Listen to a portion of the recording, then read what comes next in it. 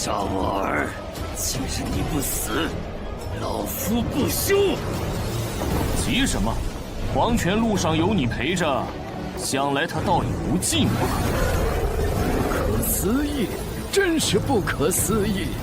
这小子不仅毫发无伤地通关了玄灵塔，现下我甚至可以感受到他此刻周身的天道之力，丝毫不输关如海。看来我们还是小看了他几分。阵亡弟子5位，随我速助师尊。是，岂有此理！祭天宗宗规严明，岂容人在此大开杀戒？等等，那是……且慢！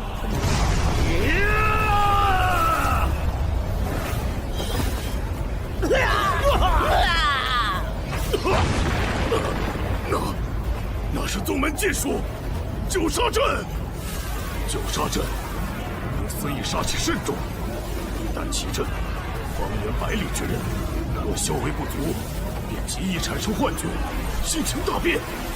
我好像看到我太奶了。杀！我杀了你！我的头要炸了！关如海，还不快住手！九杀阵乃祭天宗禁术，你竟敢私自修炼！原本我还不想这么快出手，但今日我儿之仇必报，这祭天宗也是时候易主了。你不误！乌鸦长老，欧阳长老，关如海，你这般放肆，简直罪无可恕！关如海，速速束手就擒！胜者为王，败者为后。你们就一起给古玄尘陪葬去吧。古玄尘，无论你躲到哪里，绝地3000尺，我都不会放过你。爷爷。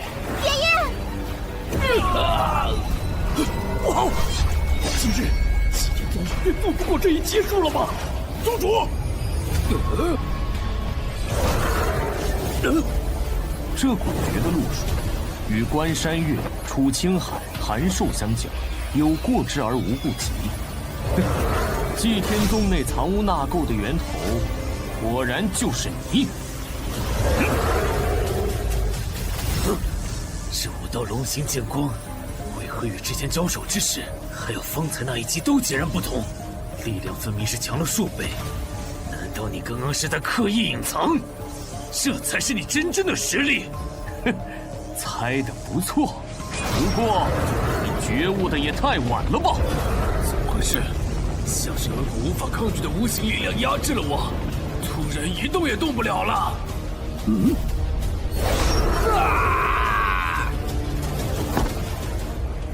都结束了。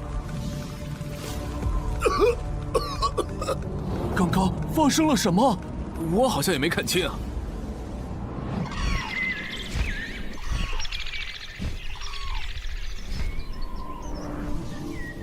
师尊，不必。宗门大比发生的事情，想必大家都清楚。王长老伤得不轻，就让他在行风好好疗伤。乌鸦长老，一会儿还得麻烦你差人送些疗伤的丹药过去。这是自然。所有的事情皆已查明。前正风长老关如海心怀不轨，私自修炼祭天宗禁术。先前韩寿、楚青海所习的邪术禁书，怕是连他们自己都不知道。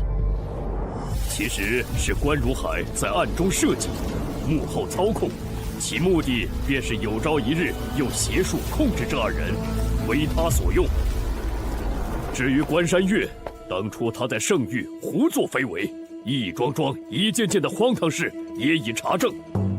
这些事端，也是我平日里过于醉心修炼闭关，疏忽肃清宗门不正风气，才会这般接二连三发生。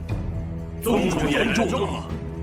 众长老不必劝解，身为宗主，我自是责无旁贷，理应自省的。另外，今日祭天宗这一劫得以避过，还得感谢一人。另外，今日祭天宗这一劫得以避过，还得感谢一人。吴公子，当初关山月为获圣域，是祭天宗之过。我姬长风以茶代酒，多谢你不计前嫌，及时出手相助。宗主，你何须向一个晚辈行如此大礼？是啊，宗主。另外，我知古公子你并不屑于祭天宗的长老之位，但宗门之内亦还有各类奥秘典籍，所以你可否愿意留在祭天宗？若你愿意，长老之位自不必说，宗门内的公诀典籍你亦可翻阅修习。宗主竟然要许这个后辈祭天宗长老之位！哈，长老之位算什么？你没听到吗？他若答应，便可修习任何公诀典籍。宗主这意思，怕是连天劫公诀都愿意奉上。他会愿意留下来吗？古公子如何？道谢就不必了，这茶本座接下。古公子你这是答应了？太好了！本座何时答应要做你祭天宗的长老？可是方才，本座出手教训关如海，不过是因为他该死。你这茶尚可，既无他事，本座便先走了。哼，这小子好大的威风！嘘，小声点儿。原来他如此不愿意留下来吗？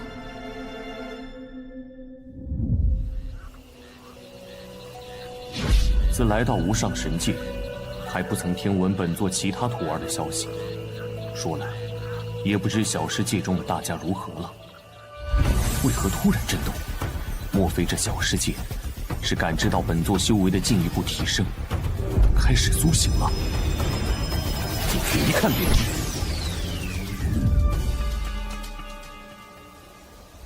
先前本座进入这里，尚才初战也。如今长势愈发好了，只是方才小世界的震动，原来并非是因为大家开始苏醒了吗？看来是本座想错了。古公子，这是天元，是你在说话？是我。不久前，我发现自己又凝结出了意识，并感觉到似乎有一股温暖的天道之力在修复原本已经受损的元神。方才我便试着感应这股天道之力的来源，原来是古公子你。天元，你醒了，那其他人？自我醒来，便尚未看到他人。听古公子之意，大家也在此处。古公子，这究竟是怎么一回事？我记得当初我们明明都已经葬身于圣域。是小萌。小萌？当初幸得大家散去一身修为相助，本座才得以突破圣王境，击退那关山月。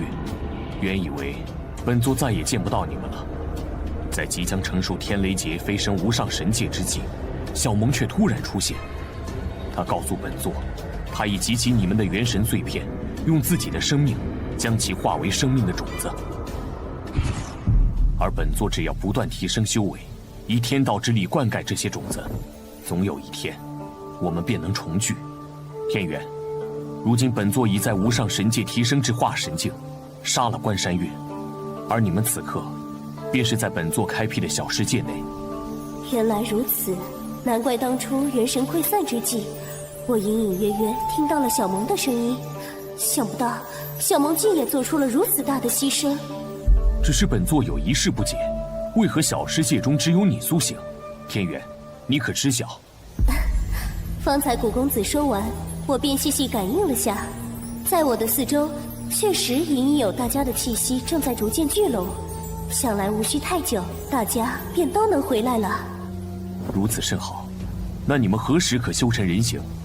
这怕是难了，除非能有天元阁的一件宝物。是何宝物？我虽来自无上神界天元阁，但早早便被雷霆老君抓住囚在圣域，对天元阁也知之甚少。不过是偶然听说其有一宝有重塑散魂肉身之效，其实是真是假也未可知。如今大家得以重聚，已是万幸，天元已经满足了，古公子勿要再涉险了。天元阁吗？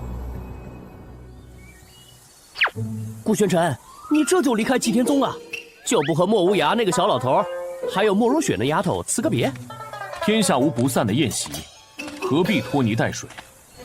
顾玄尘，顾玄尘，等我！哦，是莫如雪啊，竟这般着急，看来你小子一时半会儿是走不了喽。何事如此慌张？是爷爷他被天元阁的人带走了。又是天元阁。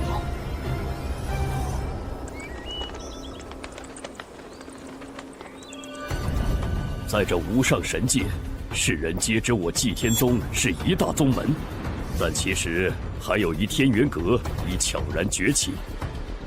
原本天元阁是远远不如祭天宗的，但近几年来，天元阁强者辈出，尤善武道。对比之下，祭天宗虽负盛名，却一直在止步不前。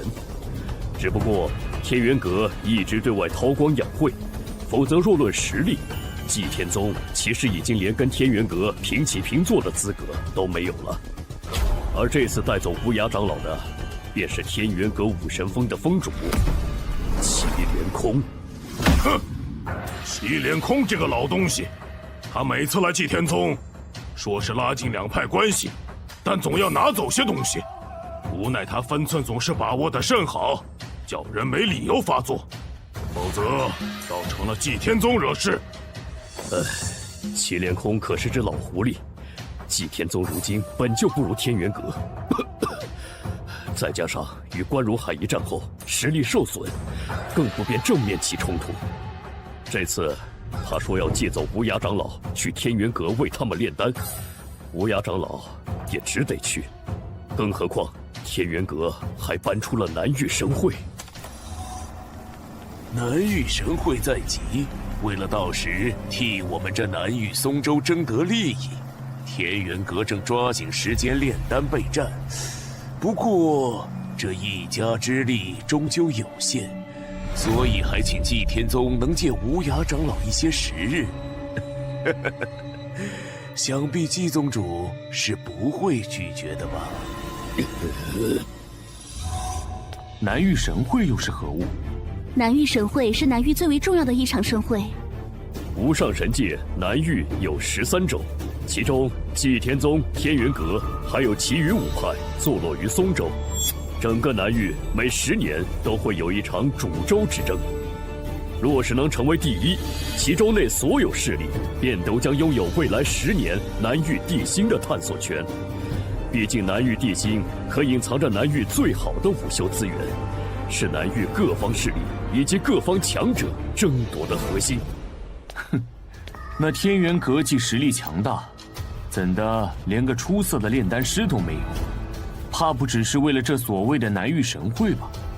古公子猜得不错，其实他们带走无涯长老，还是因为古公子你。因为本座。当初古公子炼制出9龙神丹，龙族头影大现，惊动整个祭天宗的同时，也让多事之人传了出去，竟传成了无涯长老炼制出了神丹。想来他们是得知了此事，又得知了关如海叛门我与各位长老受伤一事，这才如今日这般肆无忌惮。哼，他们明面上是想要宗门互助，其实就是想趁机扣下无涯长老，为他们提供源源不断的神丹。细细想来，只怕无涯长老炼制不出神丹，天元阁的人却当他是蓄意藏私，做出什么也未可知。天元阁吗？那本座便去上一趟，亲自将无涯长老带回。啊！古公子，你说的可当真？顾玄尘，你真的愿意去把爷爷带回来？这其中也有本座的缘由，本座自然不会置之不理。本座本就要为天元、小梦他们闯一闯，还正愁着没有门路摸一摸他们的底细。既是他们主动找上门来，不如顺势而为。不过本座过去应需些时日，不知无涯长老能坚持多久？此事古公子无需担心，无涯长老毕竟也是丹峰的一峰之主，又对你之前龙祖投影的气息有所感悟，拖个半月1月，绰绰有余。此事牵扯诸多南域利益，未免事态愈发复杂，还望古公子不要过早暴露身份，可以无涯长老的后人身份前去。好。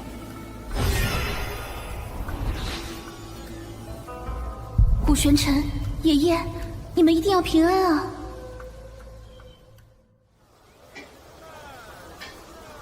无涯小老头来自于这洛阳城，姬长风既然让你以他后人身份混入天元阁，就得对洛阳城有所了解。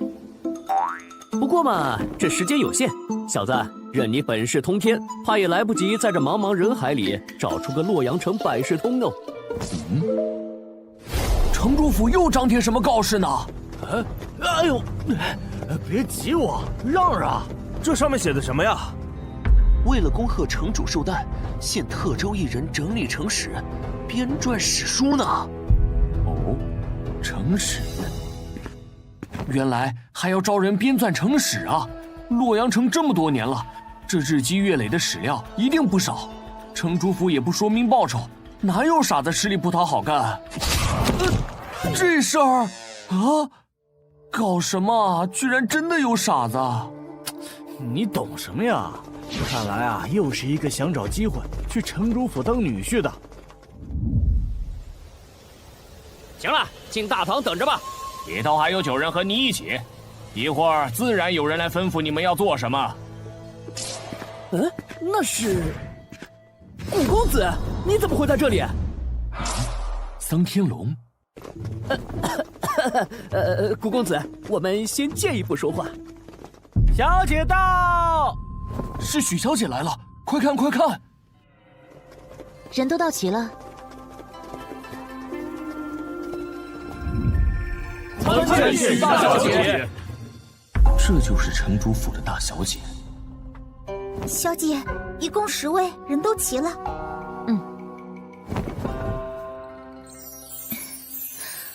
我美吗？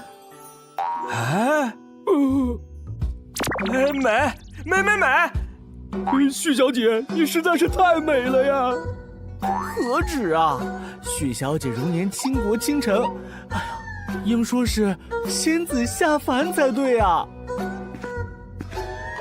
哼，倒让这几个马屁精抢先了。送这几位客人离开。许小姐，你这是为何？是啊，许小姐，干嘛突然赶我们走？编纂史书需凭心经气之人哟。3位，那就请吧。幸好方才差点就上去了。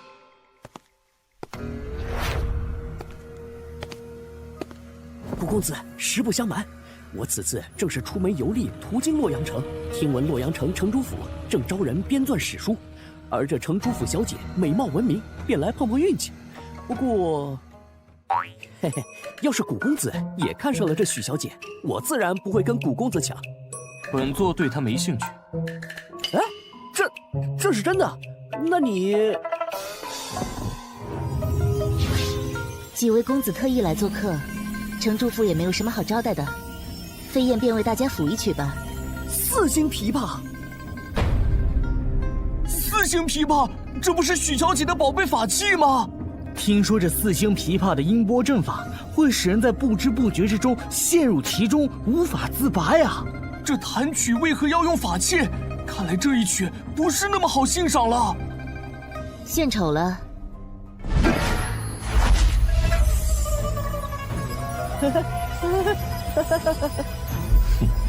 这曲音果真极具诱惑性。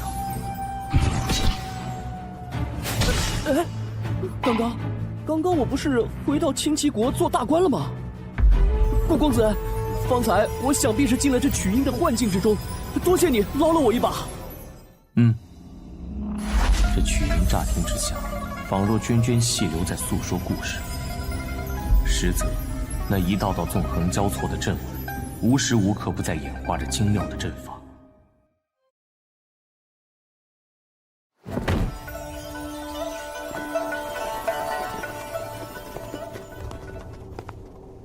小姐，差不多了。在我用着四星琵琶弹奏天域清心咒时，此人虽看起来并不轻松，但依旧能维持清醒，倒有几分能耐。至于他，为何什么表情都没有？许是挨不住，明明早已沉迷其中，只不过尚未倒下罢了。去取凝香丸来，给那位公子服下。是。我不过是想选一灵魂之力强盛之人罢了。若让他再强撑下去，怕是连小命都要交代在这里。还未请教公子名讳。在下桑天龙，见过许大小姐。哇，这事终于结束了。要不是古公子出手，我怕是也早就倒下了。不知三公子可愿意留下帮我的忙？我留下来？我这完全是借了古公子的东风才撑了这么久，这许小姐为何偏偏选中我？莫非是因为她觉得我比古公子帅？这家伙这般看着本座做什么？哼，胆子不小啊，竟敢拉本座做垫脚石！糟了，古公子分明是在气我抢了他的功劳。那接下来就麻烦三……我不愿意。你说什么？三公子既不愿意，为何还要主动接榜入城主府？是想耍着我们玩不成？不是我不愿意，是……完蛋了！许小姐是误会了呀！这古玄尘得罪不起，可这洛阳城城主府我也招惹不起呀。既然不是不愿意，三公子究竟为何拒绝？是有何难言之隐？这报酬我虽未在告示上明说，但也是已经准备好了的，绝不会亏待了三公子。不是因为报酬，是因为现下可谓是进退两难呐。看样子，要是不能给出一个合理的解释，我怕是离不开这儿了。有了！我的意思是，他和我都坚持下来了，这样直接留下我，实在是有些不太公平。三公子，你在说什么？这位公子分明就没有挺过。什么？你要给本座为什么？小姐，他……你竟自行从我的天域清心咒中清醒过来了。本座未曾陷入其中，何来清醒一说？是啊，许小姐，实不相瞒，我不过是路过洛阳城，听闻大小姐你美若天仙，这才斗胆进来一试，看看有没有机会瞧见。方才若不是古公子将一抹天道之力注入我的眉心，我怕是也早已在这曲声中倒下了。你说是因他之故，你才能坚持到现在？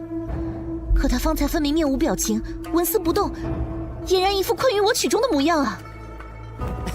许小姐切勿动气，这古公子嘛，本就颇有几分世外高人那般喜怒不形于色的神秘感。若真如你所说，他早已元气大伤，又怎能像现在这般英武不凡地坐在这里？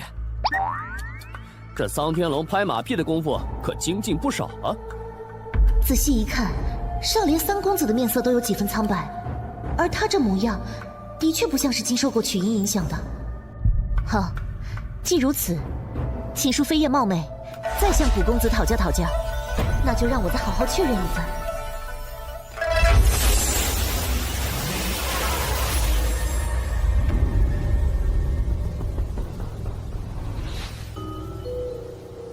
许飞燕营造的新幻境，竟是一片竹林。碧海年年，试问曲，冰轮为谁圆缺？何来诗词之声？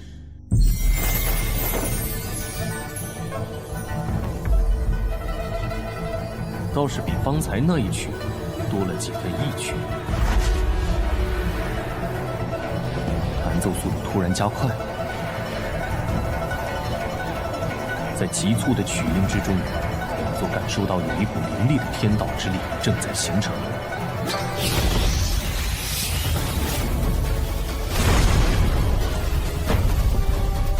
好，就趁现在。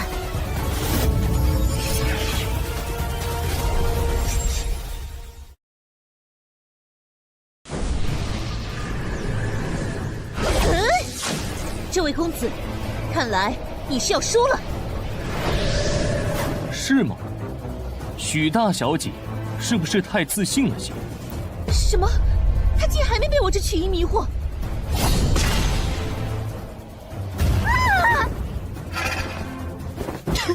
小姐，不好，小姐受伤了，速速将此人拿下！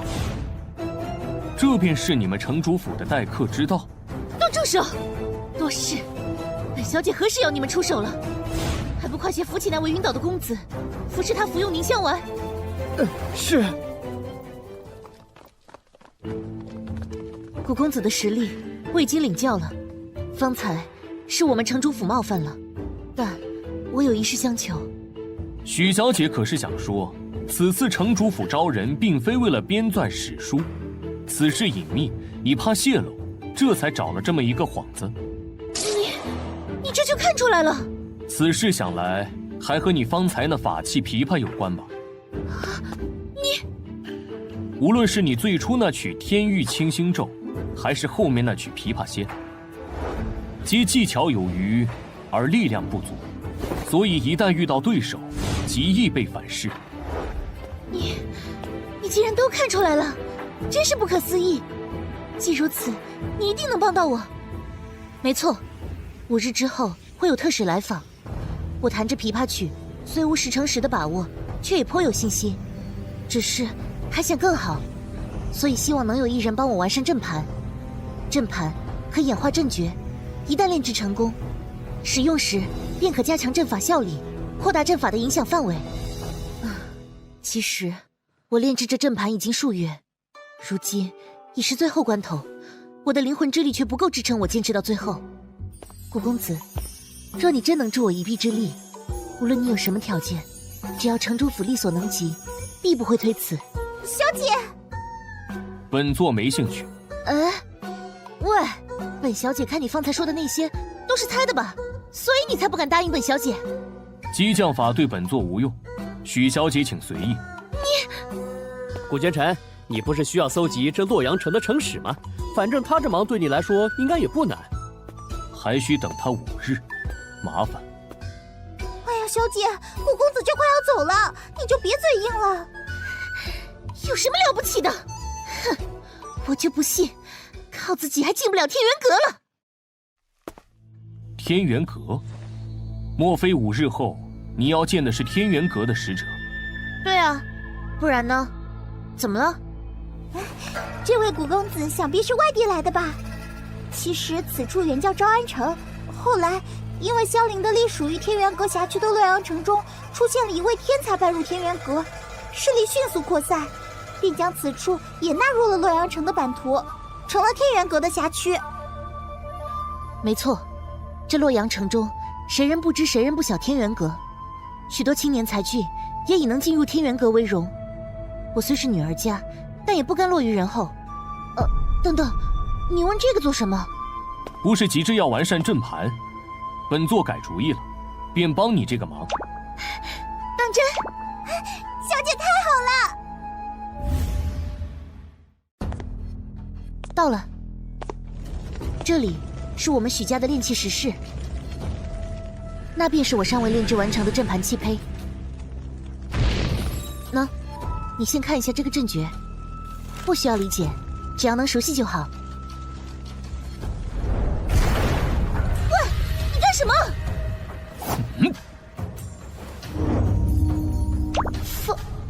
方才也不过一瞬，你竟已经记住了我的阵诀。这行云流水的模样，仿佛这阵诀他早已写过千百遍一般。果然，炼制器胚与炼丹颇为相似，都是将各种材料融合在一起，便能初步成型。且这些蕴含着力量的材料在融合之时，或许会有一些偏差的，但只要这个偏差不是太大，便不会一直相斥。他这寥寥几笔，看似漫不经心，却可敌我数日之力。在这五上神界，阵法师的等级按照从低到高排，分为1至5星，5星即为顶级阵法师。你是阵法师？若不是阵法师，他根本不可能画得这么纯熟。且即使是阵法师，初次拿到这个阵图，便这么快就有感悟，他究竟是什么级别的阵法师？并非，阵法师，本座方才不过是突有感悟，随手一试罢了。啊？可是，他为什么不承认？罢了，这般深藏不露又神神秘秘的怪人，若不愿意说，我还是不要追问了。小姐，古公子，这些都是洛阳城的历史记载。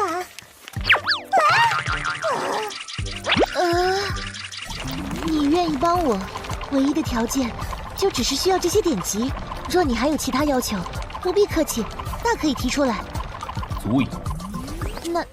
那好吧，既如此，我也不打扰你了，你便专心在此炼制阵盘吧。小翠，我们走。还真是个怪人呢。依照着许飞燕原本的阵诀继续下去，即便是助他完善，依旧是有所不足。喂，你想干什么？只有短短5日，就算你是顶级5星阵法师，也做不了太多。本座既然出手，自然是要做到对家。恭喜恭喜啊！贺喜许城主300岁寿辰。天龙兄，听说你今日寿辰会有天元使者来，真是羡煞旁人呐！傲天兄客气了，不过是许家曾有先祖进入过天元阁，蒙因于那一系弟子的照顾罢了。天元使者到！天元使者果真来了，快看快看，连天元阁的使者都来贺寿，咱们城主真是好大的面子。哎呀，天元使者远道而来，有失远迎。哼，许城主客气了，我们可是特意来为你祝寿的，你再这么客气，我们可就走了。是啊，毕竟许城主与我们天元阁的关系，谁不知晓？是，来，2位使者这边请。快，去请小姐来。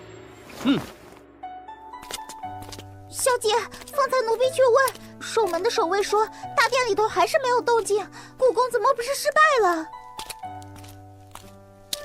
不会吧？当时他演绎阵诀是那么厉害，而且我可以感受到从暗室里隐隐溢出的天道之力十分稳定，我相信他。大小姐，天元特使到了，老爷让我来请你去前堂。这么快就来了？小翠，你先跟着过去，拖会儿时间，就说我稍后就到，我这就去找古公子。好，奴婢知道了。开门，我要进去。是。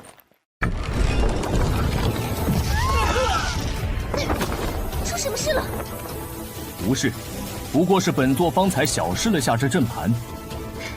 太好了，原来你已经炼制成功了。想不到我这阵法完善过后，威力竟如此强。等等，这阵盘上的阵法气息，似乎不是源自于我要你完善的那份阵诀，你擅自改了。不过仔细感应，似乎比我原先的阵诀有着更浓郁的天道之力。只是，这和我的4星琵琶弹奏出的曲调能契合吗？一试便知。好，果真不俗。你说什么？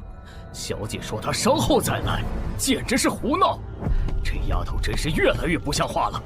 老夫这就亲自去看看，她到底在忙些什么。老爷，怎么响起了琵琶之音？这是飞燕弹的。早就听说许小姐精于琵琶，此曲只应天上有，人间难得几回闻呐。许城主，寿宴开启之前，许大小姐先以琴声传道，实在令人佩服佩服。正是，唯有昆山玉碎，芙蓉泣露，堪比可拟。许城主大恩，我等感激。许小姐的琴技高超，曲中所含韵律可谓是精妙绝伦呐。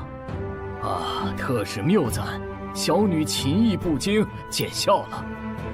原来飞燕这孩子是想先以曲音吸引特使注意，我这个当爹的还真是错怪他了。诸位客气了，今天大家肯赏脸前来，那是看得起我许天龙，能回馈大家一点也是应当的。说来，飞燕何时精进得如此迅速？连天元阁的这2位3星阵法师都如此夸赞，看来今日倒不用费力气引荐了。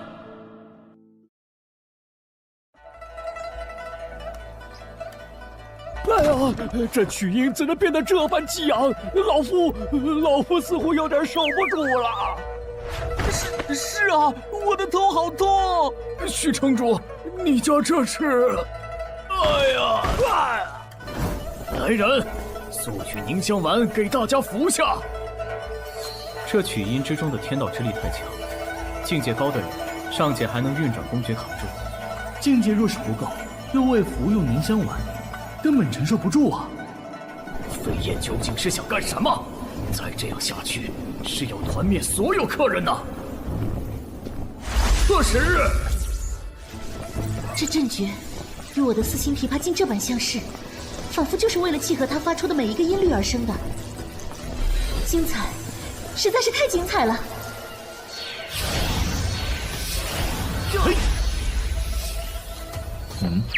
这2道袭来的天道之力颇为凌厉，你不出手？无需。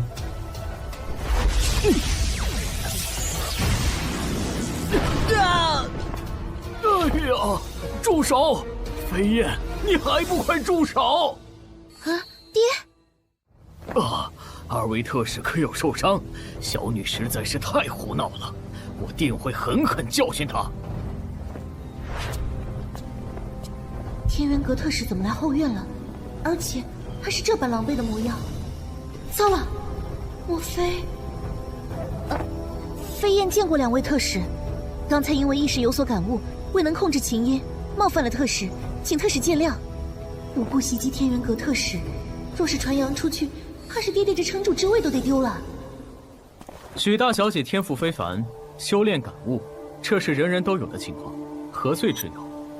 是啊，幸好这许天龙及时赶到，否则若真被这小丫头给伤了，未免也太丢天元阁的脸面。我们寿也拜了，寿宴就暂时不参加了。不过关于许大小姐，我们倒有一事想再谈谈。是，我和飞燕这就带2位使者去客房休息。咦，看来我这是因祸得福，进入天元阁有戏呀！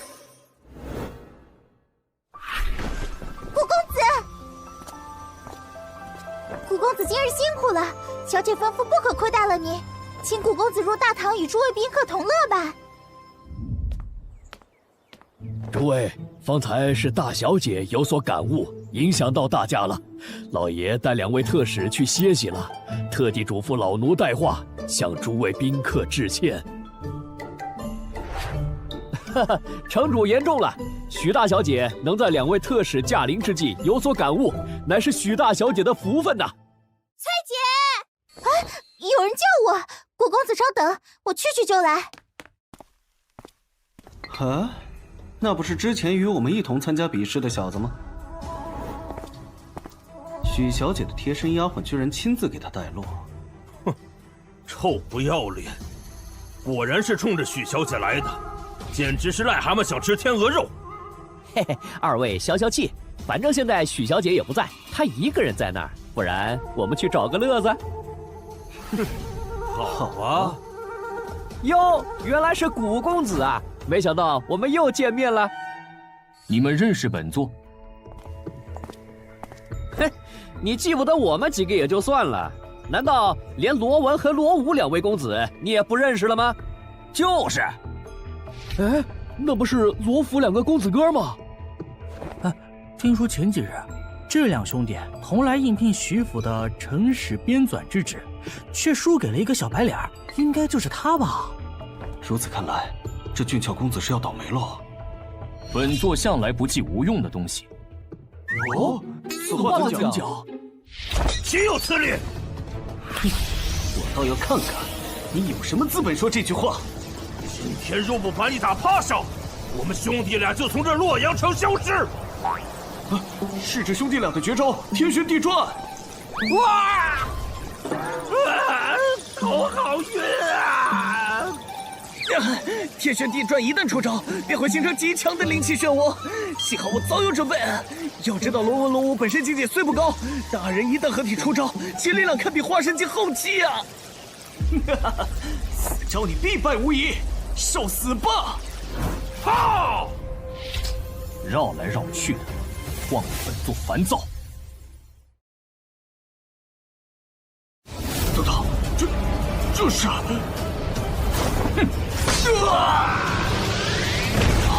狼形剑光，且看这公子早驾驭的游刃有余，难怪一招便秒了罗家兄弟二人的绝招，他绝非池中之物啊！方才你们说，若是输给本座，便从这洛阳城消失，是吗？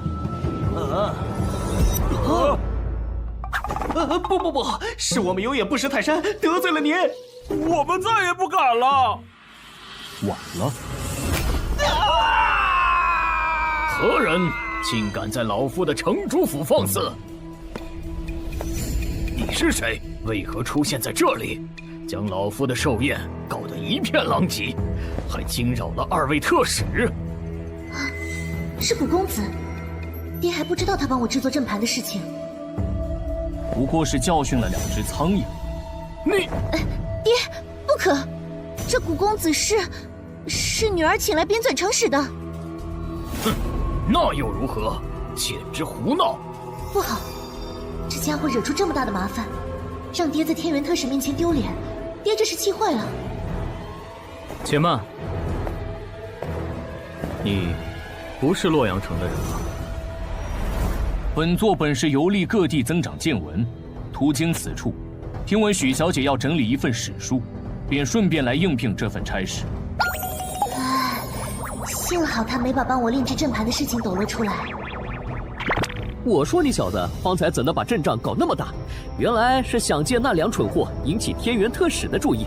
如此一来，便也无需假扮洛阳城人，也可想办法混入那天元阁了。哼，只怕不完全是这样吧。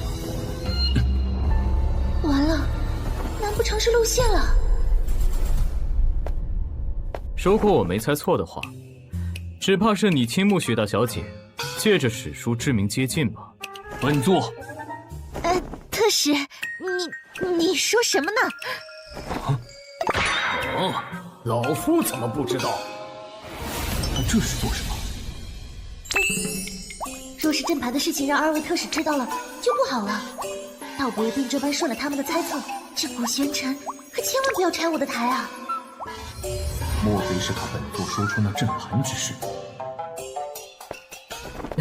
哈哈哈哈，年轻人嘛，除了修炼，谈谈情，说说爱，这也是很正常的嘛。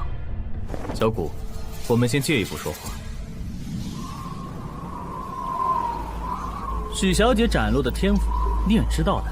且许家与我天元阁颇有渊源，方才我俩也商议，打算带许小姐前往天元阁。没错，虽然你也符合天元阁招收弟子的标准，但天元阁每5年才向世俗招收1次弟子，许小姐已是特例。至于你嘛，就是可惜了，你这般已练成几招天阶公诀的人才。哼，你们怕是要过4年才能相见了。说来，小谷，你方才使的那招应该是天阶公诀吧？是啊。这2人这般一唱一和，故作姿态，原来是想威胁本座。既如此，本座不如顺手推舟一把。你们说这个？这是……当初本座四处游历，恰巧得到了一部天阶公诀，悟得了那么1星半点。若2位能想办法通融，便再好不过。只是不知有没有这个机会。哼，这是说哪里的话？既然你有这个诚意，我们也不好推拒了，是吧？这小子只悟得1星半点，便如此厉害，这下真是赚了。是啊，小谷，你为了能跟着许大小姐相伴进入我天元阁，当真是有情有义。如此，便辛苦2位了。这般高山，果然是天阶公诀。算这古玄尘识相，本想着若是他不肯交，你我二人倒是要费些手段了。哼，只可惜是个蠢的，这么轻松就被你我骗得天阶公爵了。哈哈哈哈！哎，那本看着不像是从祭天宗得来的。小子，你何时又得的天阶功法？我怎么不知？哦，不过是本座闲暇时随意写的心得罢了。哼，你小子！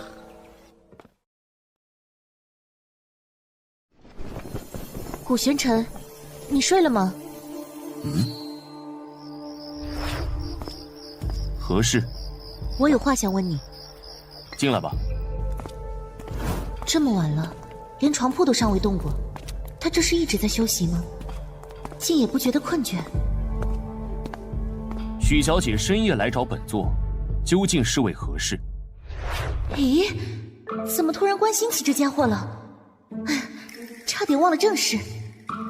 今日你信守承诺，没有将帮我炼制阵盘的事情说出来，多谢。举手之劳，许小姐不必在意。对了，还有一事，不是我故意派人监视你，只是我的丫鬟无意间瞧见天元特使从你手中如获至宝般接过一本公诀，可是真的？确有此事。你的正道远在我之上，且身怀能让天元阁特使这般宝贝的公诀，我实在是想不通，你入徐府，应该不是为了白白帮我的忙吧？你究竟是为何？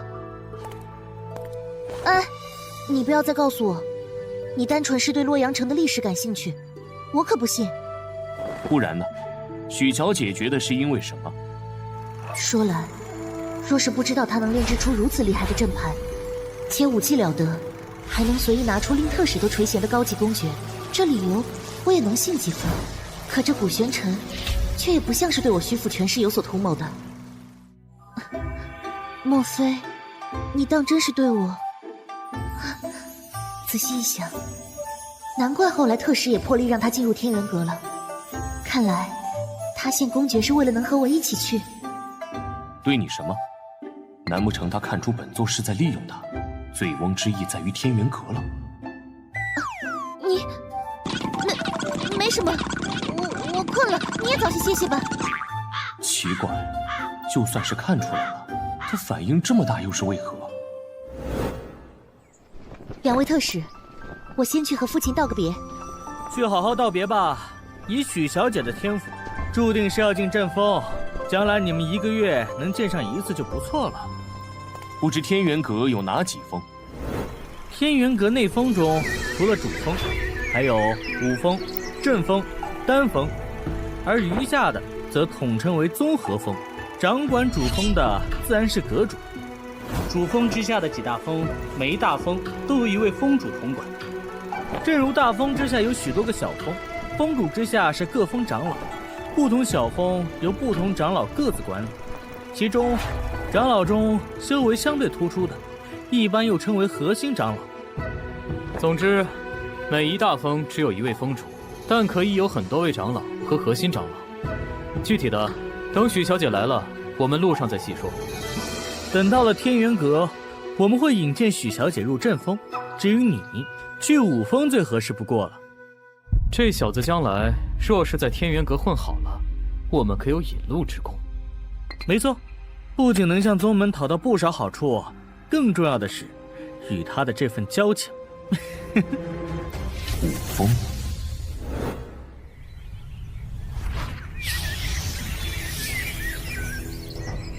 前面便是天元阁了。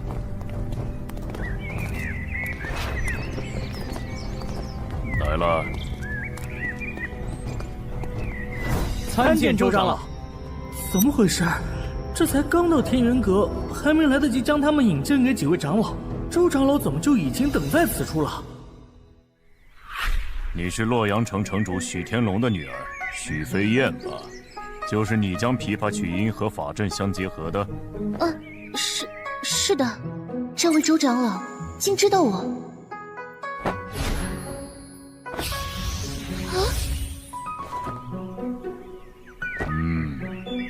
虽不如听闻的那般天才，倒也确实颇有几分天赋。你可愿意入阵风，跟着我潜心修炼。是，飞燕拜见师傅。好。我不是在做梦吧？百事竟如此顺利。至于你嘛，我收一个也是收，顺便也收下你吧。周长老，其实那个，周长老，你刚收一个爱徒，这就再收一个，未免也太累了吧？哼，我看这小子骨骼惊奇，与我武道更有缘，还是跟着我入武峰吧。哼，为我们天元阁培养优秀弟子是何等荣耀之事，我岂会觉得累？倒是江长老你呀，听说上次新进武峰的那批弟子里，可有好几人是拜入在你的门下，你才更累吧？哼哼，周长老说笑了，毕竟能者多劳，待周长老熬成阵风的核心长老之一，想必也能多收几个弟子了。融合！哎，吵，有什么好吵的？哼，大白天的扰了小老儿的清梦。哦，秦长老，你怎的又喝成这副模样？再这般下去，你们丹峰怕是连你的位置都没有了。哼，可不是，不过是仗着自己岁数大，修为又比我们高些，但你这般荒唐度日，是在吃老本罢了。规矩，规矩能值几个酒钱？说来，你们两个不就是觊觎这小子身上的天阶公诀吗？糟糕！啊，他们怎么都知道古玄尘身上有天阶公诀？胡说什么？喂，小子，这俩家伙是因为知道你的公诀踏印在密轴之中，心怀不轨。哦，此话怎讲？毛头小子，连这都不知道。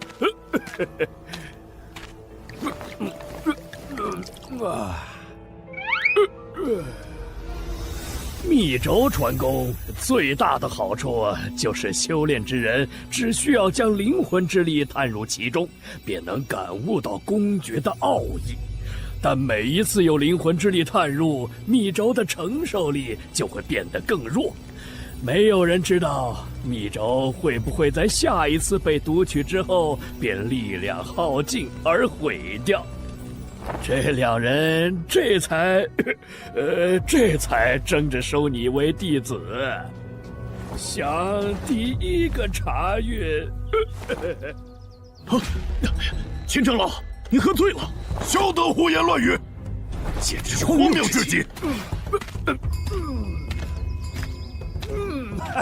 好酒，此人倒是有些意思。阵风和武峰，你可有想去的？若是你来阵风，你我或许便可一起修炼了。但我又觉得，以你的能力，若是不去武峰，着实可惜。来阵风吧，你们既然认识，也好做个伴。还是来武峰，你纵有天阶功法，无人指点，也只能习得1、2分，不得精髓啊！阵风，武峰，阵风。本座什么？本座要入丹峰。啊？什么？别挡路，别挡路！老夫对收你为徒并无兴趣。小子，你算是找错人了。那可未必。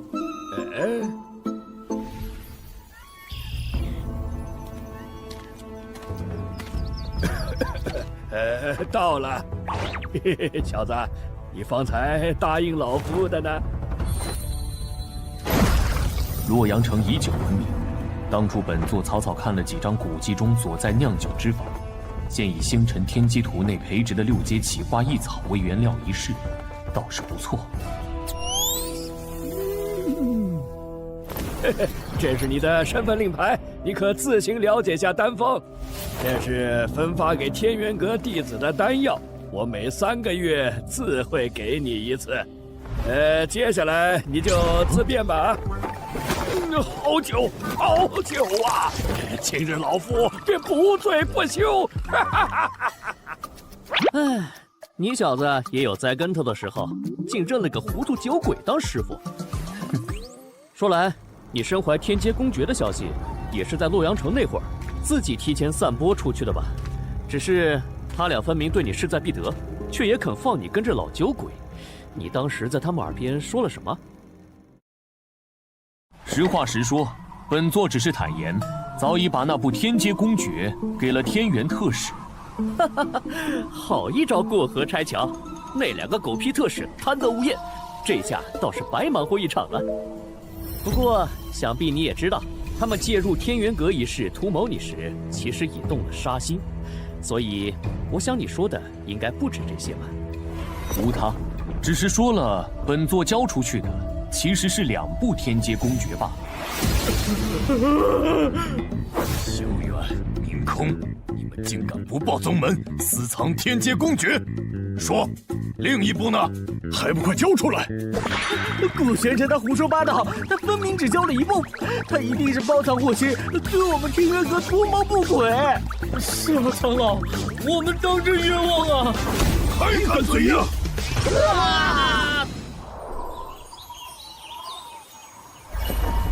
看来，此处便是所属丹峰的云淼峰了。天元阁既然想要无涯长老炼制9龙神丹，他自然是在丹峰。不过，这云淼峰的位置，未免也过于偏僻。无涯长老，倒更像是会在丹神峰。说来奇怪，往日丹峰各峰长老每隔一段时间，都要去到丹神峰切磋炼丹之法。虽说咱们秦长老几乎回回都装醉不去，但几位长老也是回回来云淼峰找的，怎么最近一点消息都没有？你不知道？齐长老前些日子似乎是从天元阁外请了位炼丹师回来，峰主线下可忙得很啊。既有此事，想来此人定是十分重要了，真令人好奇啊。你若是想知道，过了云兽岭去丹神峰打听打听不就行了？快别说了，云兽岭本是我们丹峰种植灵草、养灵兽之地，但听说最近有几个入了云兽岭采草药的还未曾出来。啊，此事当真？这也太邪门了吧！会不会是误传？这我就不清楚了。你小子猜的倒是不错，无涯长老果然是在丹神峰，不过那云兽岭听起来却颇为古怪。尚且还没有本座不敢去的地方。此处草木茂盛，天道之力充沛，虽不及无涯长老炼丹空间那里头，却也胜过他处许多。为何有一股血腥味？竟是一只通身银白色蹄毛的大老鼠，倒是罕见的很啊！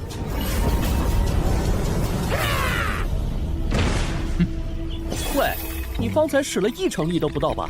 这个云兽岭的灵兽，未免也过于不堪一击了吧？方才的血腥味果然源于此。这灵兽腹部的剑伤还未愈合，应是受伤不久。如此说来，这附近还有其他人喽？不仅如此，他方才那般疯魔要杀本座，怕是把本座当成了伤他之人的同伙吧？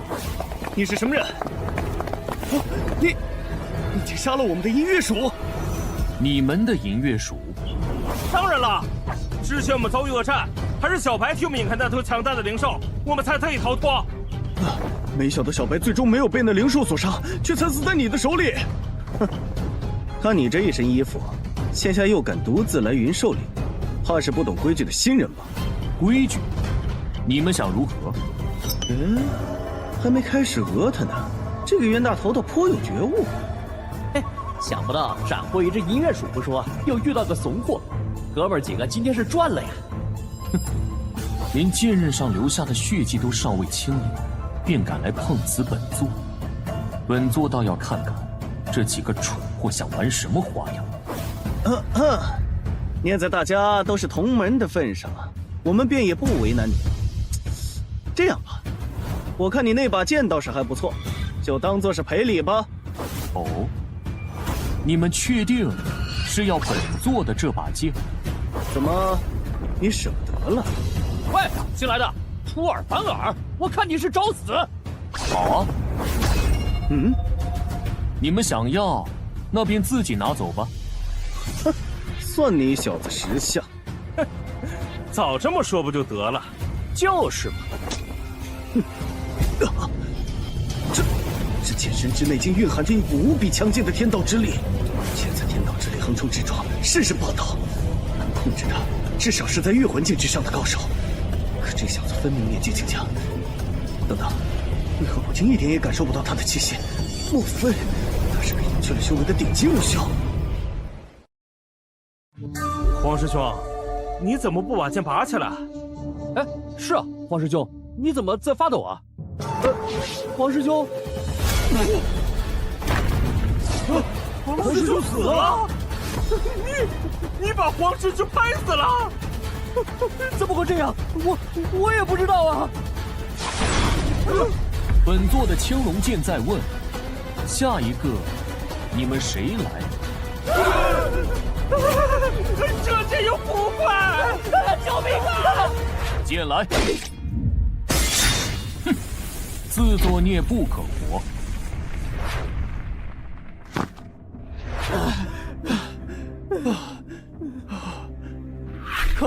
可以了，想来那人不会追上来了。哎，老四呢？刚才还跟着我们，怎么一下子就不见了？不是说云兽岭最近常有人失踪，老四不会真撞鬼了吧？不说什么，方才我们不都好好的？我看是老四自己吓得腿软，又跑不动了。喂，你们两个看我的表情，怎么跟见鬼一样？我话还没。救命啊！救命啊！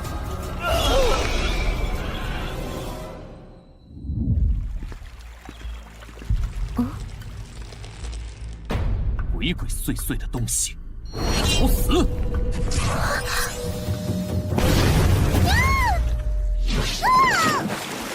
谁？哎呀，不好，被发现了！你竟敢偷袭本姑娘！丹峰的内封弟子，方才怕是被你藤妖绞杀，你浑然不知吧？无耻之徒，你往哪里砍？本座对你并无兴趣。站住！谁让你走了？本姑娘看你是敬酒不吃吃罚酒。这是九幽岩边，其火称为九幽天火，乃是天地初开始冥界精华凝聚而成的天火。这种天火拥有着远胜人类本身道火的力量，分散在无上神界的各地。据说炼丹师若是能将这天火炼化，融入自身的道火，不仅可以令自己在这个过程中感悟到天火中的天道，更能使得自己以后的道火也拥有天火之力。这法器倒是尚可。好快的速度，竟连我的九幽岩边都没有碰到它分毫。你跟了我一路，本座都未和你计较，现在倒是倒打一耙了。分明是你杀害同门在先，云兽岭连日来失踪的弟子，怕是和你有关吧？你杀人后抛尸那一幕，本姑娘可是亲眼所见。只不过原想看看你还有没有同伙，却没想到先被你发现了。你可还有什么要辩驳的？麻烦。若要人不知，除非己莫为。后头的！星辰天机图，这是你竟用法器吸收了我的九幽天火。好，我倒要看看你能受得住几遍。还真是难缠的家伙。想要直接困住本姑娘，休想！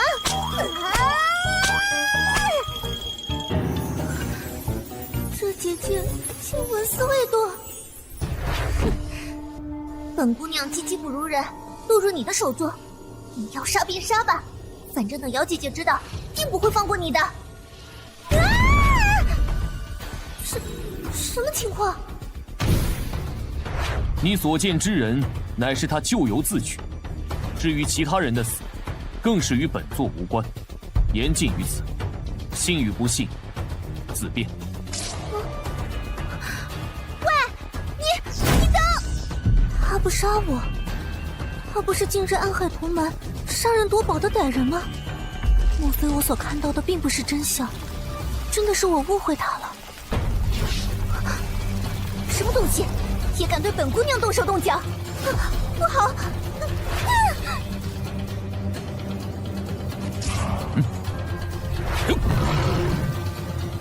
先前让你侥幸逃过一次，真是不知死活！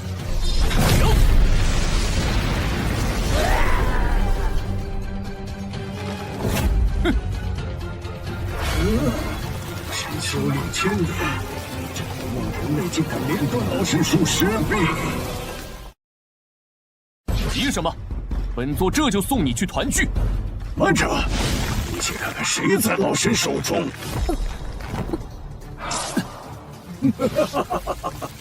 人类，先前断去老神术臂救下这丫头，也不想她最后凄惨的死在你面前吧？什么？他救过我？等等，莫非那个时候他并非是为了羞辱我？现在，这丫头的命可握在老神的手里，你若是想救她，就先自断一臂吧。你笑什么？本姑娘是笑你这个老东西蠢笨。方才本姑娘还要杀他，她为何要用牺牲一臂来救杀他之人？你这么蠢，真是白活了千年，可笑至极！闭嘴！喂，人类，你到底……等等，那小子呢？先前胆敢威胁本座的，皆已神魂俱灭。如今你既然也有这份胆气，本座这就成全了你。什么？这一仗下来，你是犹如千军万马迎面而来，老神竟生不出半分抵抗的心思。可恶！为何区区一个毛头小子，会有这般恐怖的法相精神？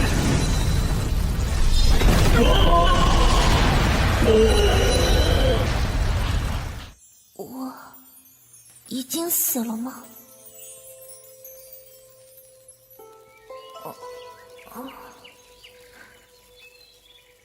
我没死，可我分明记得方才有一只硕大的手掌拍下来。什么东西，好刺眼啊！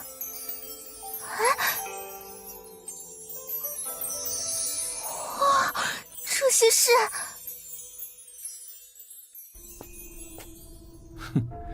看来这棵千须藤树是依靠伪装禁锢人、吸收人的血肉来壮大自己。在这个过程中，人一旦被拖入它的树干，独立空间便会随之进去。等人死后，在它不断消化的过程中，独立空间又会再度出现。那时里头的药材、丹药一类，便也顺理成章地被它吸收成了自己的力量。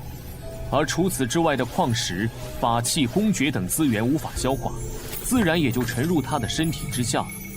不过这么多东西，还是没有可堪比本座的青龙剑的。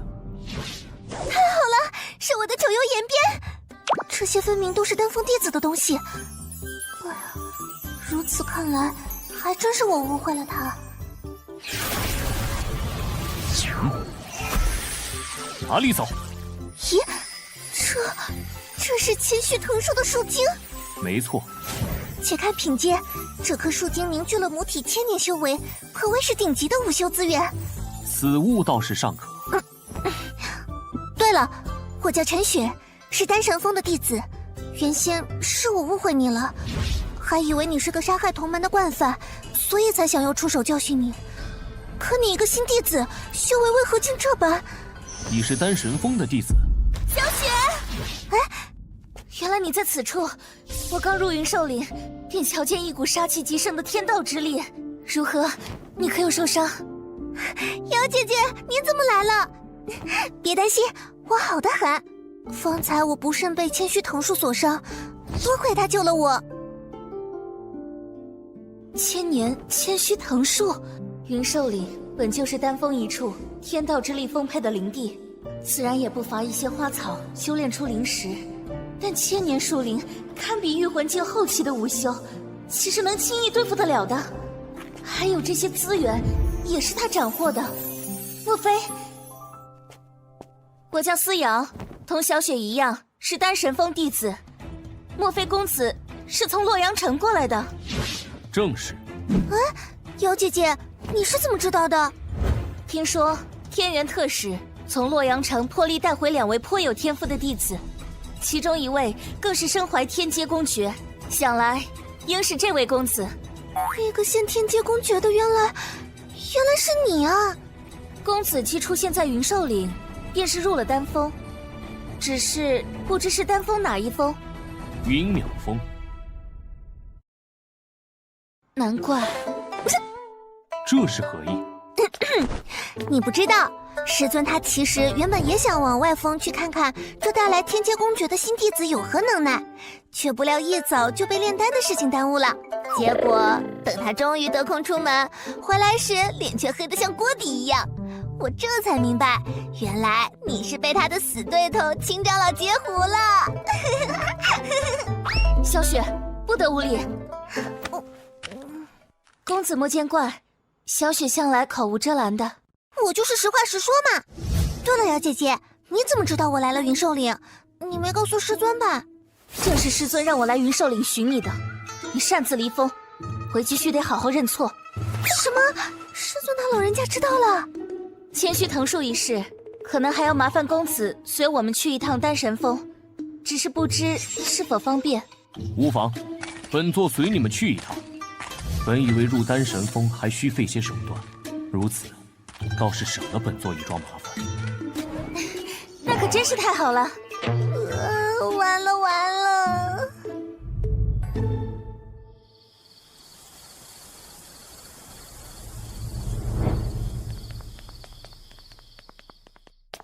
古公子，你先在这里歇息片刻，稍后我再来请你前去见师尊。好。方才一路你便躁动不已，本座倒要看看是何缘故。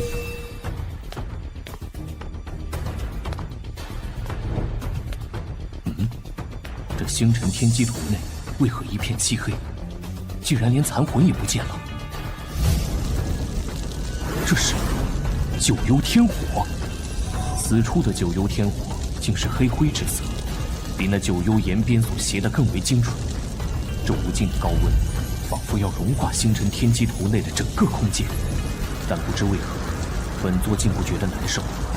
细细感受，似乎还看到了每一团九幽天火在进行天道的演化，甚至连本座的丹田之中，也像是有一团火，随着这星辰天机图内无数的九幽天火开始燃烧起来。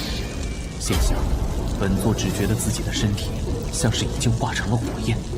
不，准确来说，本座的身体便是这火焰所化。等等，莫非这是星辰天机图想告诉本座九幽天火的演化过程？不错嘛，你小子竟这么快就领悟了这九幽天火的天道，这天赋嘛，也就比我当年稍微差了那么一点点，就是不知成效如何。去！胡闹！我好好修炼，提升境界，擅自前往云兽岭，自行去思过崖，面壁1个月吧。师尊，我2个月。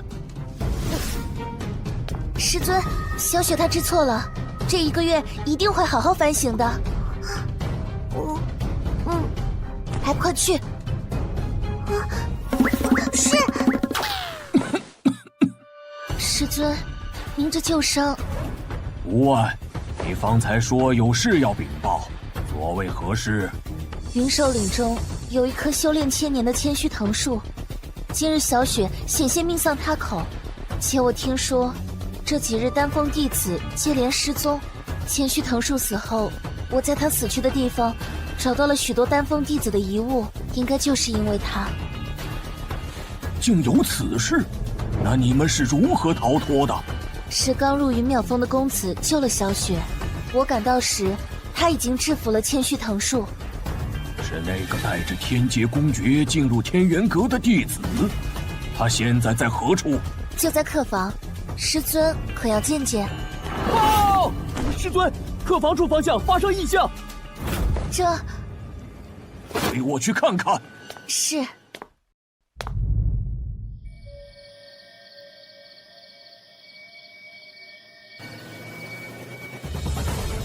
师尊，且慢！此刻古公子的房内还不知是什么情况，而且从这阵法的力量看起来，怕什么？我虽是炼丹师，但好歹也是御魂境后期，岂会叫一个毛头小子伤着？哼！师尊，你没事吧？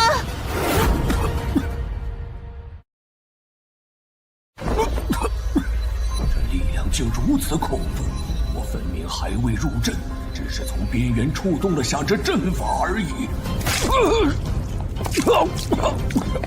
师尊，师尊，怎么了？师尊他方才想开门，就突然被震开吐血了。看来是被本座方才的结界阵法所伤。先扶他进来。好。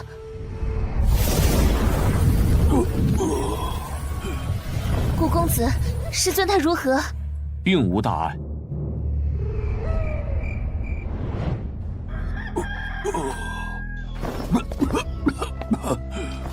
师尊，你昏睡了一夜，终于醒了。我竟昏睡了一夜吗？你一直在服用耗气的丹药。顾公子，你是不是弄错了？师尊不曾服用什么耗气的丹药。不过，我想起来了，8年前，师尊在闭关突破之际，不慎被一只巨蝎所伤，所以一直在服用可以固本培元的玉霜丹。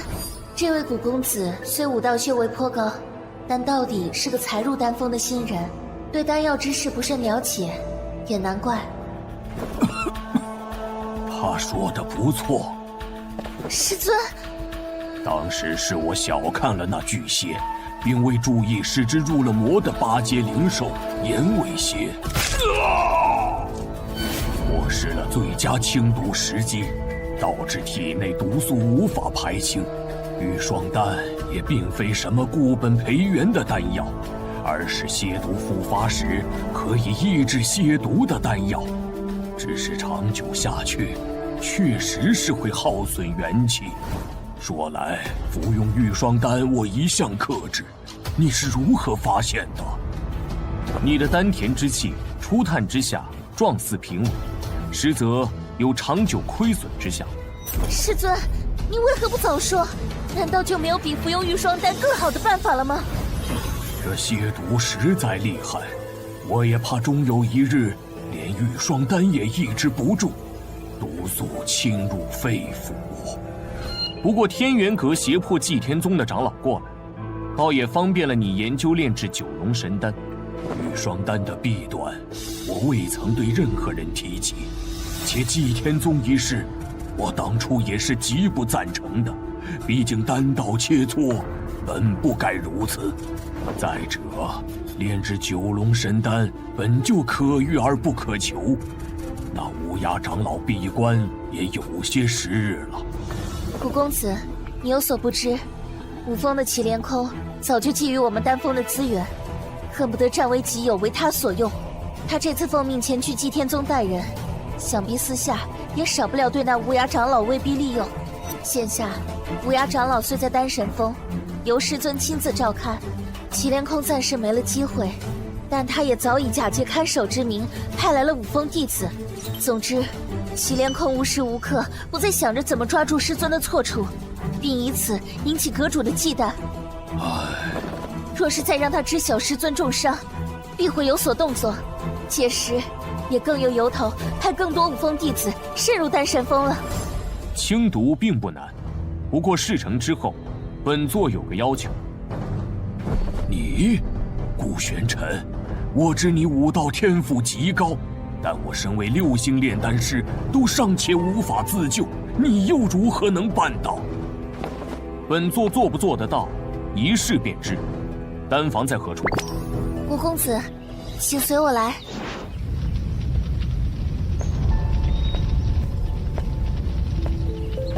这古公子已经进去有一会儿了，当真能炼制出替师尊解毒的丹药吗？让他出来吧。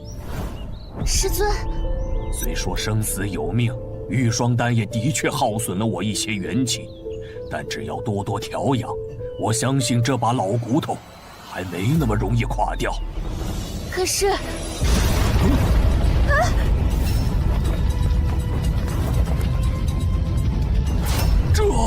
这是九幽天火，他体内九幽天火的品级，似乎比师尊你炼化给小雪那九幽岩边的还高出一截。何止高出一截，这小子的道火气息，便是连我身体里那道九幽天火本体都远远不及。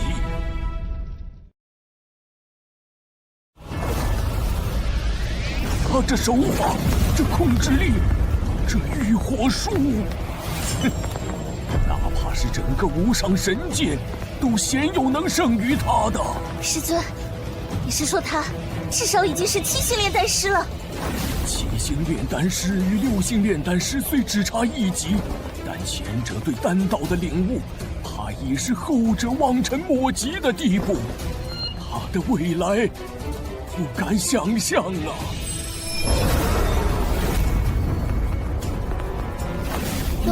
龙祖投影。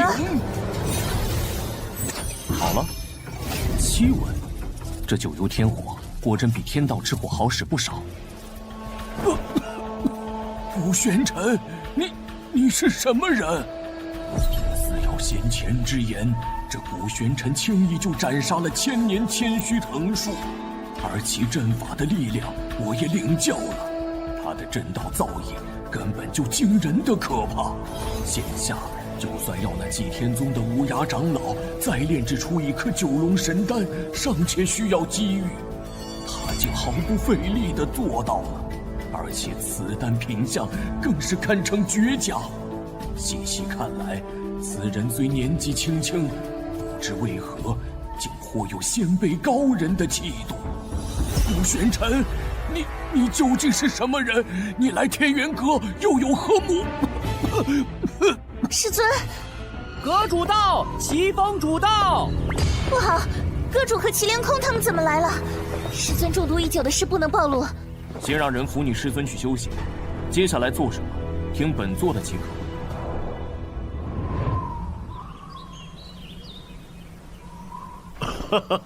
方才我正在和齐峰主商讨南域神会一事，竟见丹神峰上空有龙祖投影出现。参见阁主，参见齐峰主。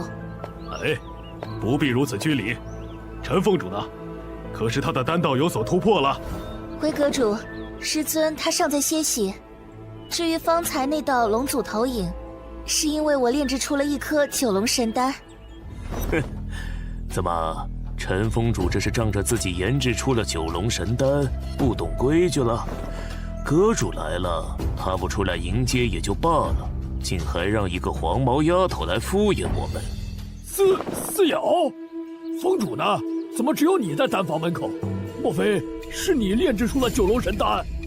哎呀，昨日我还看见你带着你师妹和一个弟子从云兽岭出来。后来听说是剿灭了云兽岭的一棵千年藤树。哎，思瑶，你的功力怎的长进的这般神速啊？真是后生可畏呀！哎，这……你，思瑶，那九龙神丹当真是你炼制的？回阁主，这九龙神丹确实是我炼制的，思瑶不敢撒谎。啊，丹峰阁长老们怎么也来了？不过……来的倒是很巧，看来我还真是小看了你啊！怎么一开始不说清楚？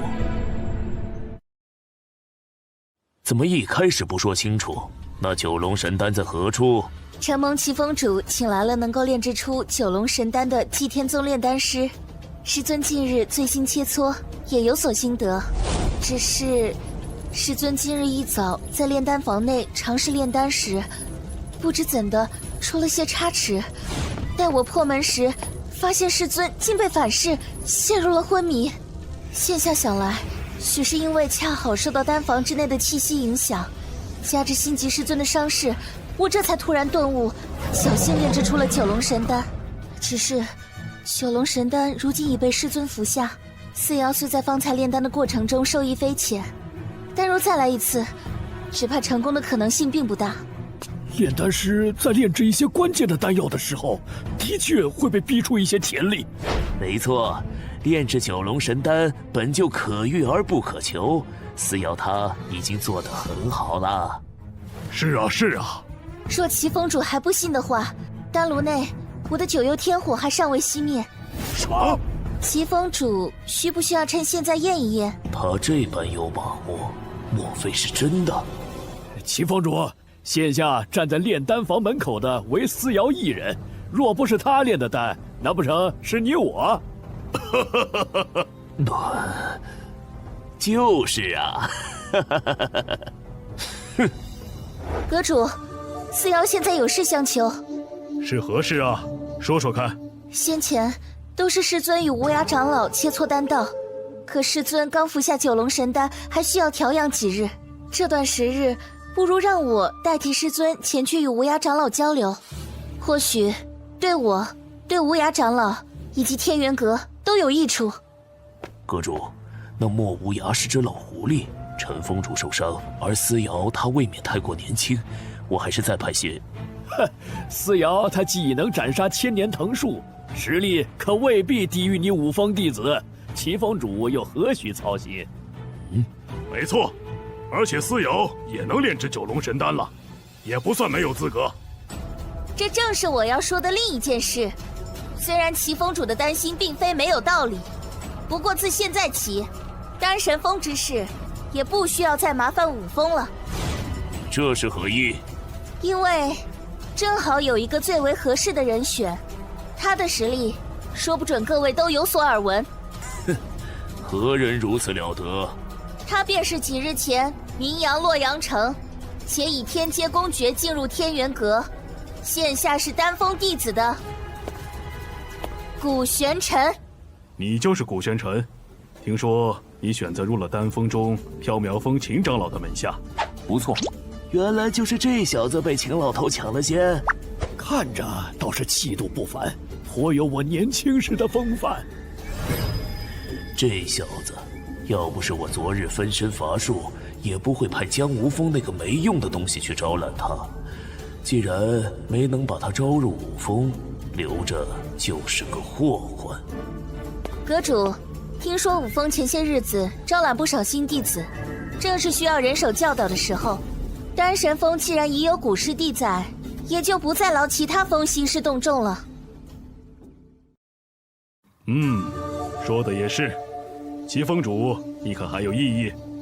阁主，这古玄尘可是不可多得的武道天才，如此我也没有什么不放心的了。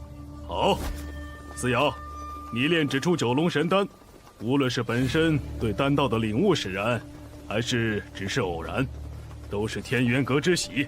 这几日你便与祭天宗那炼丹师多多交流吧。是。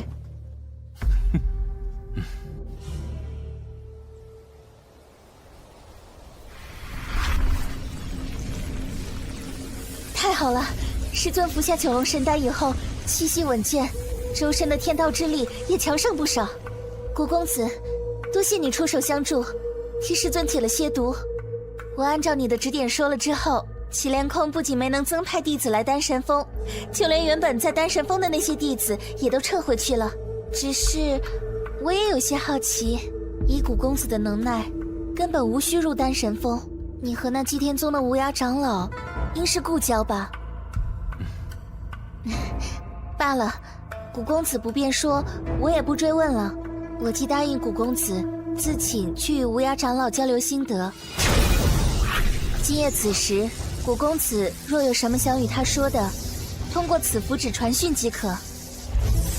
哦，你既已怀疑本座的身份，就不怕本座别有目的，会对丹神峰不利？古公子在云兽岭中救下小雪在先，又解师尊之毒，驱退五峰势力在后。若你当真要对丹神峰不利，大可投诚祁连空，无需如此。那如此，便依你所言。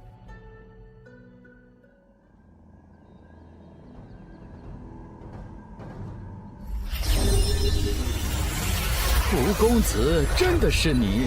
方才一位叫思瑶的女弟子过来，带来了你的消息，竟是真的。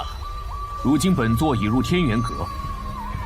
难怪，其实今日发现丹神峰方向出现龙族投影后，我就隐隐有了怀疑。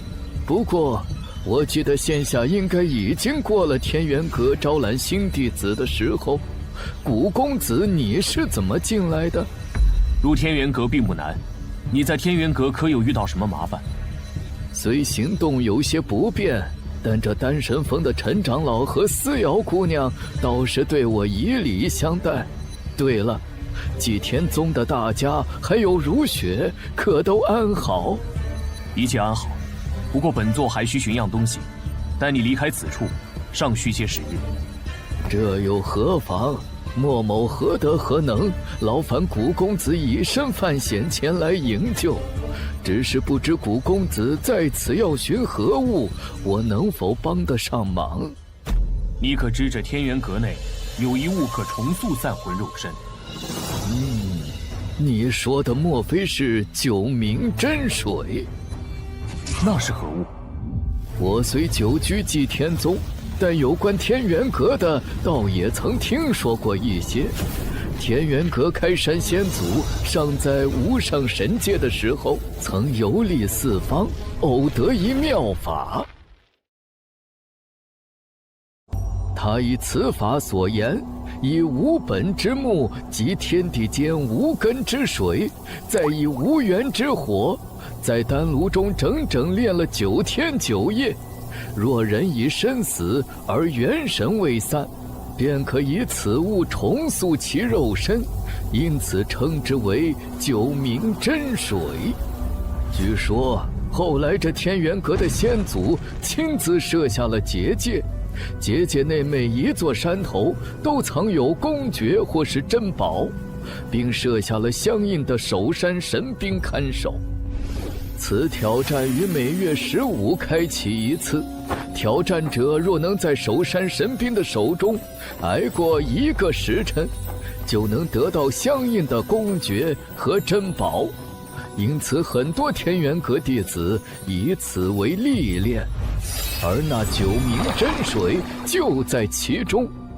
说来，距下一次挑战开启也就半月了。哦，是在何处？天元阁三神峰。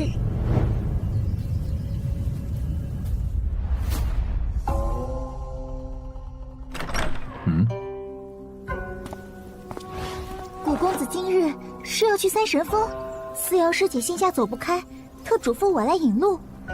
天元阁各峰虽各有各自的禁制，但阁内也有不少公共的区域，毕竟弟子们也只能拜入其中一峰。如此一来，大家也需要有学习其他东西的地方，比如主修武道的弟子当中也有一些想学正道或者丹道，主修丹道或者正道的也需要修炼一些武道傍身。而这三神峰就是一个面向天元阁众弟子开放的，可供众弟子获取资源的修炼圣地。这天元阁倒是很看重弟子的各项能力，如此看来，能一跃崛起至威胁到各宗也不奇怪了。古公子，我们到了，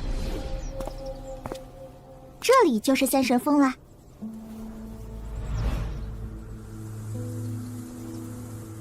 这是显示三神峰弟子试炼情况的石牌，现在正有30名弟子在挑战守山神兵。刚开始挑战，令牌虚影最亮，反之则意味挑战即将结束。咦，看来已经有人快结束了。对了，在挑战守山神兵前，需要先入前面的三神堂，要先将自己的资源依照价值兑换成标注相应贡献值的令牌，才有挑战的资格。贡献值？入山挑战有风险，虽设有保护阵法，但也不过是暂时保命，无法避免伤残。毕竟，弟子重伤难愈、事后丧命的情况也是有的。总之，筛选拥有一定资源的弟子，也是在筛选有相应能力的弟子，以免有弟子白白送命。就拿公爵来说，比如皇阶公爵分上、中、下3品，要想挑战以皇阶公爵为奖赏的山峰，需要的贡献值从100到1000不等。能够达到这个贡献值的，基本是河神境后期的弟子。而旋级上、中、下3品，需要的贡献值则从2000到5000不等。能有资格挑战的，起码也是养神境中期的弟子。古公子，你刚来天元阁，又贡献出了天劫公爵，想来手头并不宽裕，不知我能不能帮上一点忙？不必了，多谢带路。哎，我要兑换贡献值！喂，别挤啊！什么？有没有搞错？4星的银甲铁衣才值80贡献值。下一个，到我了！哎，看什么看？走开！今天大丰收，还不快麻利点，先给我兑换贡献值！看，是黄石，怎么是他呀？走，一边待着去！我走。什么？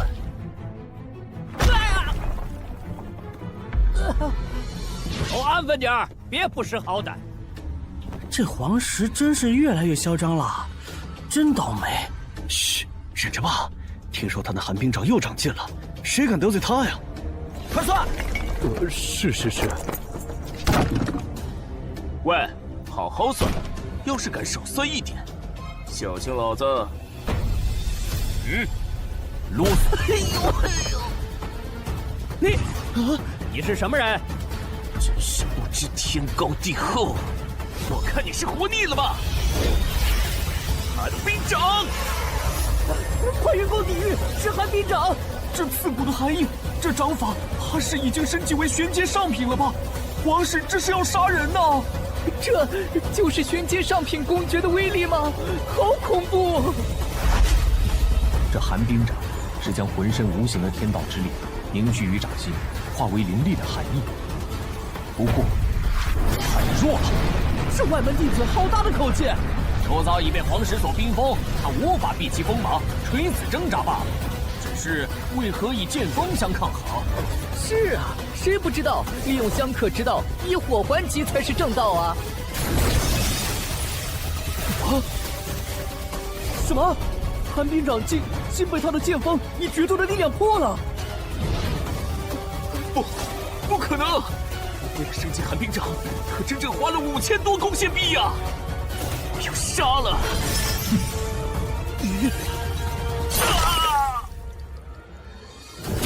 黄师兄，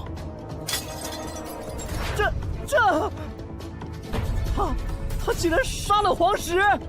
黄石的寒冰掌应是玄阶上品公爵，这小子修炼的莫非是地阶以上的公爵？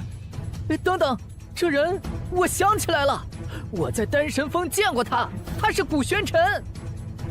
古玄尘，他就是那个贡献出天阶公爵而加入天元阁的世俗之人。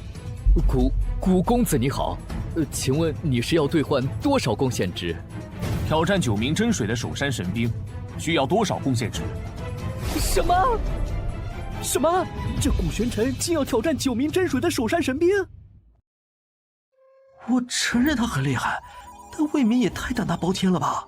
是啊，就连我们天元榜上实力排行前8的天剑师兄都不曾去挑战过。关键是他当真有那么多资源去兑换贡献值吗？够，还是不够？够，马上为您兑换。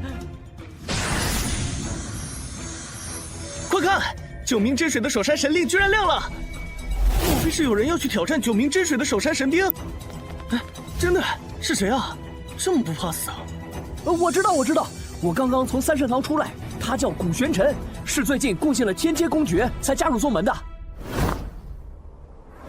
这就是9名真水的挑战地，倒是和我想的不一样嘛！怎的这般平静，竟也不见什么守山神兵的影子，没意思。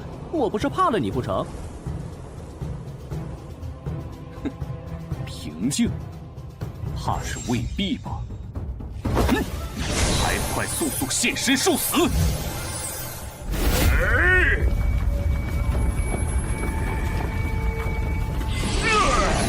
嘿嘿，小子，看来你已经把这家伙激怒了，不太妙啊。这东西虽速度尚可，却没什么出招技巧。那么，剑诀！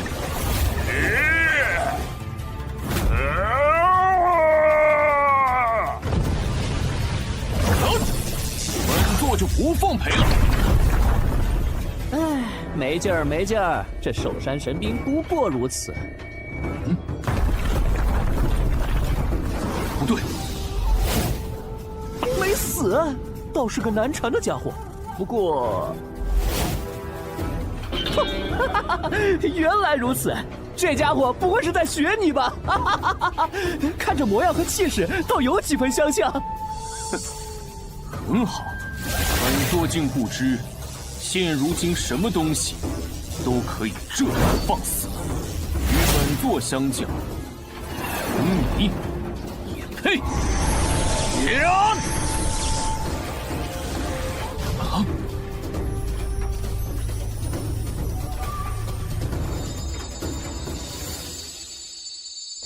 那座山不对劲儿，明明在结界内，怎会如此震荡？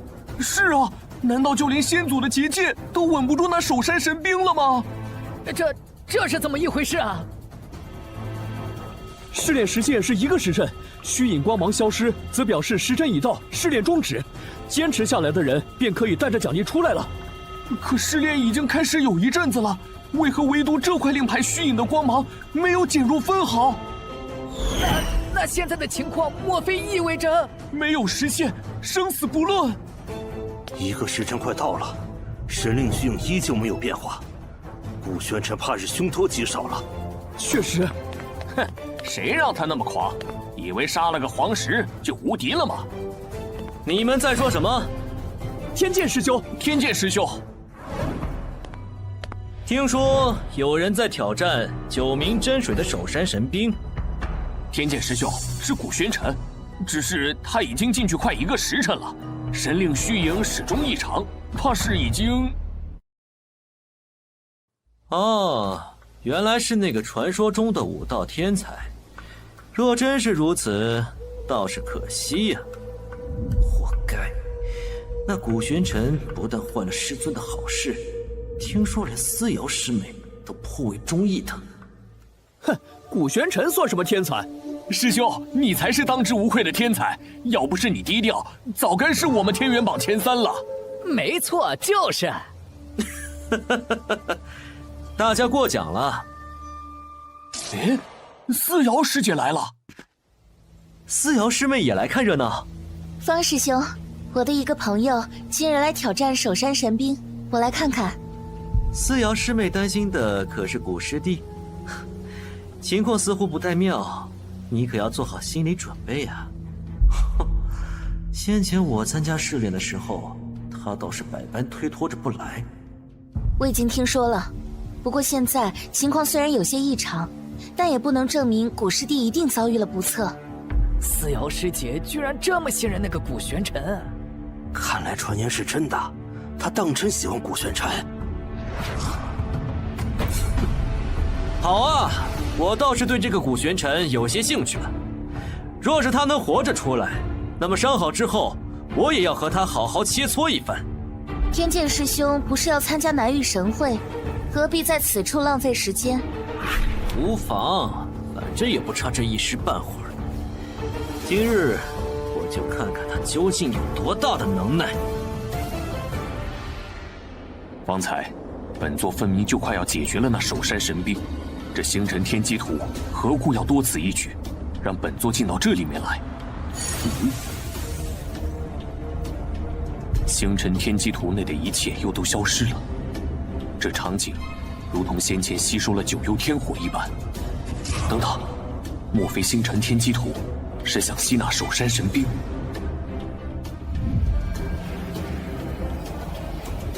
哦，果真如此。守山神兵是由阵法师打造而成的，在其身上刻画阵法，提供力量，同时又以无上神界独有的附灵手段，给予了简单智慧的神器。但神器无论再怎么像人，都终归不是人，如同九幽天火。这守山神兵在星辰天机图阵里，不过是可以提供力量的死物。如此看来，他被吸纳也不让人意外了。不过，本座倒是好奇接下来的变化。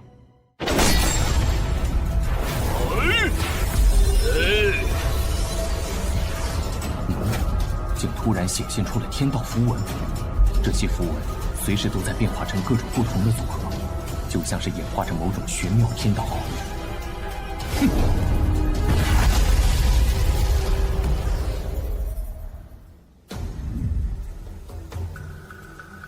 一个时辰已经到了，古公子为何还未出来？思瑶师妹，时辰已经到了，依我看，这古玄尘怕是出不来了。我去找牛峰主。听说有弟子还没出来。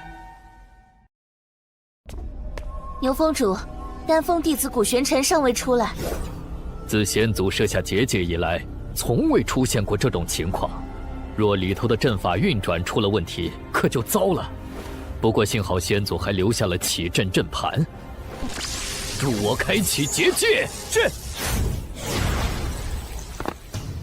喂，这世道也未免太不公平了吧！你这家伙的灵魂之力本就逆天，刚从星辰天机图内出来，居然又更强了。方才在星辰天机图内，本座的法相似乎有了变化。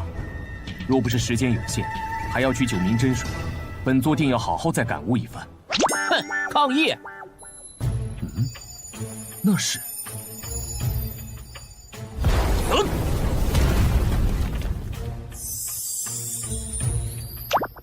这般无尽的天道之力的气息，看来这就是九明真水了。原来守山神兵消失后，九明真水便会主动出现，如此倒是少了本座一桩麻烦。有人。古玄尘，原来你在这里啊！你许久未出，幸好没事。咦，守山神兵呢？我们绕了这么一圈，照理说早该出来了。我看根本就是守山神兵没有出现，让他白白捡了个便宜吧。天剑师兄，你说话是不是太难听了？哎，思瑶师妹，不是我说话难听，难不成是古玄尘他一人就打败了先祖设下的守山神兵？就算他有这能耐，那此处也该有神兵的残骸吧？这古玄尘就是个简陋的废物，说不准他根本就是领悟不了天阶公诀，才会献给天渊阁。至于洛阳城的那对兄弟还有黄石，想必也是因为无能才打不过他。哎，对了，既然古玄尘不过是只纸老虎，我现在就当着思瑶师妹的面杀杀他的威风，也好让他明白谁才是真正的男人。师兄，牛峰主，按照三神峰的规矩，要通过守山神兵1个时辰的试炼，才能获取资源，这可是先祖定下的，是与否？这自然是。古玄尘，你要拿走九明真水也可以，那就让我来代替守山神兵重新考核你。若你能通过我的考核，也算通过。天剑师兄，这本与你们五峰无关，你管的似乎是有些宽了吧？无妨。哎，你……本座想要的东西，你有9条命都拦不住。但方才本座正好也还没有尽兴，那就陪你玩一玩。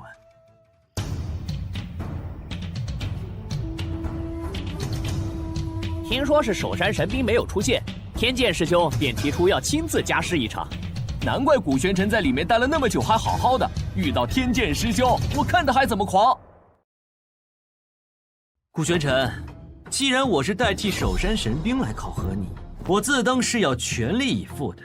当然，你要是现在怕了，认输求饶也还来得及。废话真多，开始吧。蠢货，要的就是你这句话。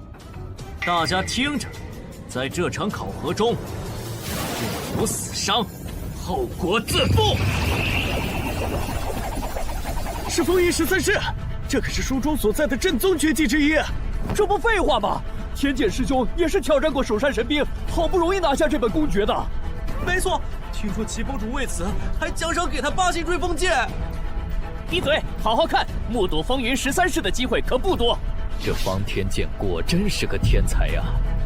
这风云13式，没想到方天剑竟已经这般纯熟了。哼，想不催动精神法相就与我交手，你也太狂妄了吧！顾玄尘，现在你就是我的笼中之物，将你千刀万剐，让思瑶师妹对我刮目相看。就这，简直不堪一击！什么？哦？啊！不好，这是什么情况？天剑师兄的风云13式居然如此不堪一击！不愧是古公子，这怎么可能？这个顾玄尘竟然害得我在思瑶师妹和众师弟面前这么丢脸！你们懂什么？一定是天剑师兄心软，有所克制。他可是天元阁的天才之一啊！有道理，毕竟古玄尘是思瑶师姐的师弟，天剑师兄自然要爱屋及乌。顾玄尘，方才我不过是想探探你的底，不过接下来我可要认真了。哼！发誓！天剑师兄祭出金身法相了！顾玄尘，现在就去死吧！本座以为你有什么底牌呢？原来是特地来送死的！什么？这是九幽天火，可古玄尘一个入门半月的新弟子怎会使？天剑师兄是天才，他若能打败天剑师兄，便是天才中的天才，半月能练出，倒也不足为奇了。九幽天火，乃是冥界精华凝聚而成的天火，虽对灵魂有着比其他天火更强的克制力。但若对手的实力足够强横，一力压制，倒也能够强行冲出来。可现在，天剑师兄明显已经开始力不从心了。可恶！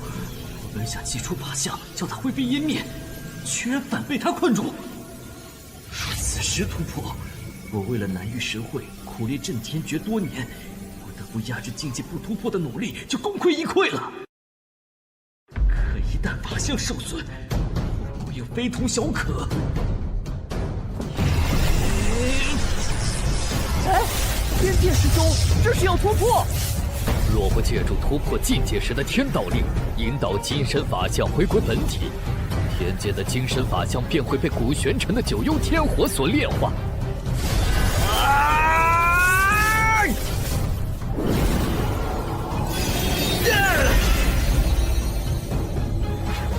古玄尘，你竟敢害我破功，伤我法相！今日必将你抽尽八皮，挫骨扬灰！天剑师兄努力了这么多年，就为了南域神会，可现在不但功亏一篑，连法相金身都被古玄尘重伤了，这个仇算是结大了。等等，你们看！啊！落败之犬，大言不惭。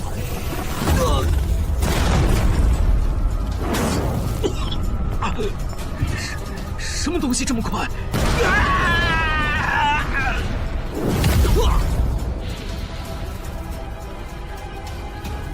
古玄尘他竟然杀了天剑师兄！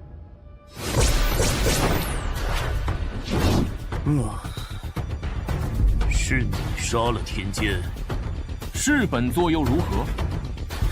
哼，好一个古玄尘！你这小子简直是狂妄至极！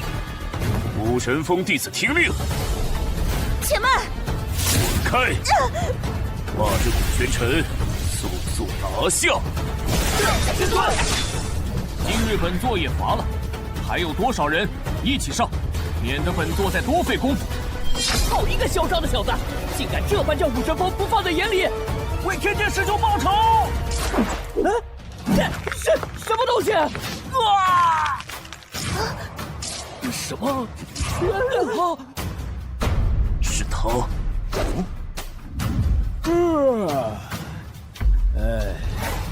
谁？是谁在那里？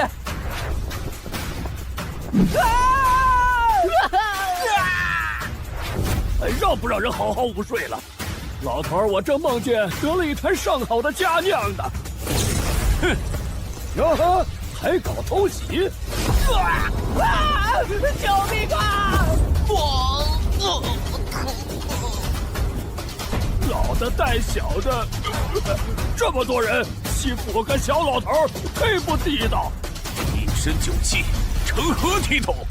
还真的，老头子，我也许久没有松松筋骨了。蠢货，还不快滚开！少碍事！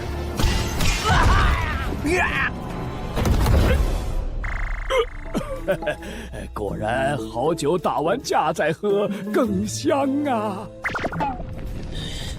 真让人火大。原来是缥缈峰的那位长老，难怪这般随心所欲。是啊，他竟出手了。秦长老，您是为了古师弟的事情来的吧？这秦长老果然还同从前一般特立独行，不过没想到他竟颇为关心弟子，倒是一位好师傅。古什么古？好小子，原来你在这里呀！上次的好酒早喝完了，赶紧再给老头子我弄些来。原来是我想多了。秦三班，你少装糊涂！你的弟子古玄尘杀了天剑，难不成就这么算了？你杀的？他说的可是真的？是。啊，知道了。所以呢？齐峰主，这场比试本就是天剑师兄主动提出要代替守山神兵考核古玄尘的，而且说了生死不论。你若不信，牛峰主也在，天元阁在场弟子也皆可作证。确实如此，因为9名真水的守山神兵似乎是出了一些纰漏，天剑便提出要亲自考核古玄尘。我好像是听到天剑师兄这么说了。我也是，不过谁能想到他真的打不过这小子？方天剑这个蠢货，本以为他教训这小子绰绰有余，还想着事成之后他继续参加南域神会，为我争夺资源。师尊放心，不过是个不知天高地厚的臭小子，就交给我了。如今反被古玄尘这刚入门的小子杀了不说，还留下了画柄，真是无用至极。叽叽喳喳的，甚是烦人。嘿嘿，小子，你也这么觉得吧？好酒不等人，嘿嘿，老头子，我可不陪你们这些人耍了。哎，师尊，他们怎么走了？一群没用的东西，闭嘴！走。齐峰主，武神峰愿赌服输，果真一诺千金。好个古玄尘，好一个丹神峰，走着瞧。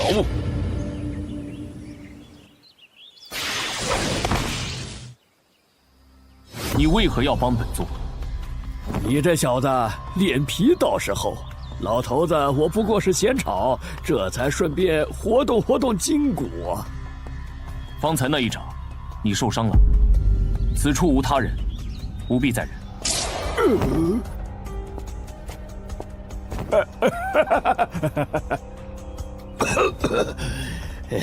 许久不活动筋骨，没想到那老东西又长进了几分。说来，你小子是什么时候看出来的？你本不必插手，武神峰的人，本座从未放在眼里。老头子，我向来不喜欢管闲事儿，但小子，你这脾性颇合我的胃口，我便提醒你一句：今日你实在不该如此锋芒毕露。毕竟，你若死了，老头子我可喝不上那般好酒了。嘿嘿，先前那坛才不过刚尝出些滋味便没了，可还有啊？啰嗦！哦，你这伤，祭酒3日。这小子！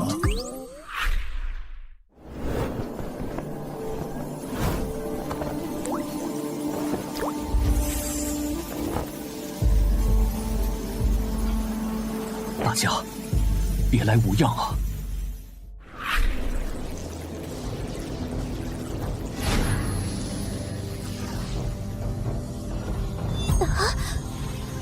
我的身体，我不是在做梦吧？我好像有知觉了，这是怎么回事啊？所以，天元，你的意思是，我们现在是在古公子的小世界，是小萌将我们的元神收集了起来。抱歉，小萌虽然集齐了大家的元神碎片，但是没有办法帮大家恢复人形。这有什么？没想到我们还能再度相聚，我还以为自己死定了呢。是啊，小萌，我们还没感谢你呢。看此地灵气如此充沛，想来师尊如今身在无上神界，必然一切顺遂。等等，可是我们不是无法再修成人形了吗？哇，原来不是在做梦！好疼！师兄，你又干什么？我知道了，是古公子。莫非他真的去了天元阁，找到了那宝物？大家都醒了，身体可还有何不适？古公子，真的是你！古公子，师尊，太好了！想不到我们还有重逢的一天。主人，小萌还可以再见到你，好开心啊！古公子，你是如何拿到那宝物的？天元阁的人可有为难你？无碍，不过是有只不知死活的苍蝇，解决它略耽搁了些时间。古公子，那你现在还在天元阁之内？没错，本座杀上无上神界，便是为了寻那祭天宗的关山月报仇。如今虽大仇得报，你们也都苏醒，但本座受人之托，在此还有一事。待此事解决后，本座亦不欲回圣域，大家可自行打算。师尊，你可是还想继续在无上神界寻找其他师兄师姐的下落？当年，本座武道、阵法、丹道、占卜无所不能，培养出无数青云大陆绝顶高手，却因封闭，久久未能突破炼气境，滞留青云大陆万年。直至你与千邪、龙影、紫薇相助，本座终于引破虚劫雷，轰开丹田通路，突破了那万年不变的炼气境。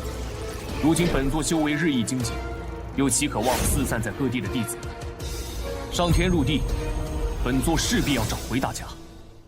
也是，在这小世界内沉睡许久，倒是颇为怀念和大家一起纵横着天地间的日子了。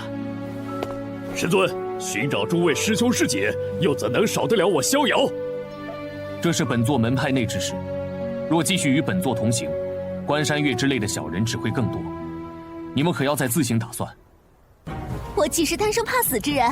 更何况在何处又不是历练？罢了，闲着也是闲着，本姑娘便也闯一闯这无上神界。既来之则安之，古公子也算我一份。还有小萌，小萌也要留下来。你们好，既如此，本座明白了。你们尚且先在小世界内韬光养晦些时日，待其恢复，再同本座一道前行。是。你说的可当真？古玄尘拿到了9名真水，还轻而易举地杀了方天剑。千真万确，方天剑不服古玄尘，取得9名真水，以考验为名，与其立下生死状决斗，却死在了古玄尘手中。齐峰主想对古玄尘动手，被秦三班长老拦下了。秦三班，原本他收古玄尘为徒，我便颇感意外，没想到现在又管起闲事来了。对了，命你调查那古玄尘的来历，可有结果了？这说来也奇怪，除了能查到那古玄尘来自洛阳城，其他的一概没有线索。这小子就像是凭空出现的一般。哦，一个性格孤僻、来历不明、身怀天劫公爵、武道修为又神秘莫测的小子，当初若不是为了天劫公爵，也不会让这古玄尘加入天元阁。这小子年纪轻轻，却过于锋芒毕露，性子又如此狂傲，终究是不好把握。还有这齐峰主多年来压制各峰，也颇为嚣张。阁主，您就任由他这么下去吗？急什么？先前要你办的事情准备的如何了？弟子早已传信松州各宗掌门，7日后齐聚天元阁。好，若计划成功，天元阁不仅会是松州在南域神会中最大的赢家，而且还将成为松州唯一的宗门。说来，南域神会在即，也不知道古玄尘那来历不明的小子会不会横生枝节。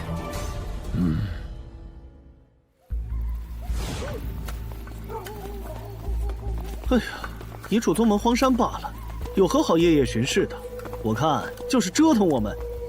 哎，困死了，赶紧吧，巡完也好交差。哎，哦，那是什么？今日你杀了祁连空的徒弟方天剑，可说来奇怪，那祁连空睚眦必报，难不成他当真就此放弃了？放弃？本座倒并不觉得。喂，那你不回丹神峰，莫不是在这守株待兔吧？与其时时提防躲在暗处的老鼠，倒不如给他个机会送上门来。哼，来了。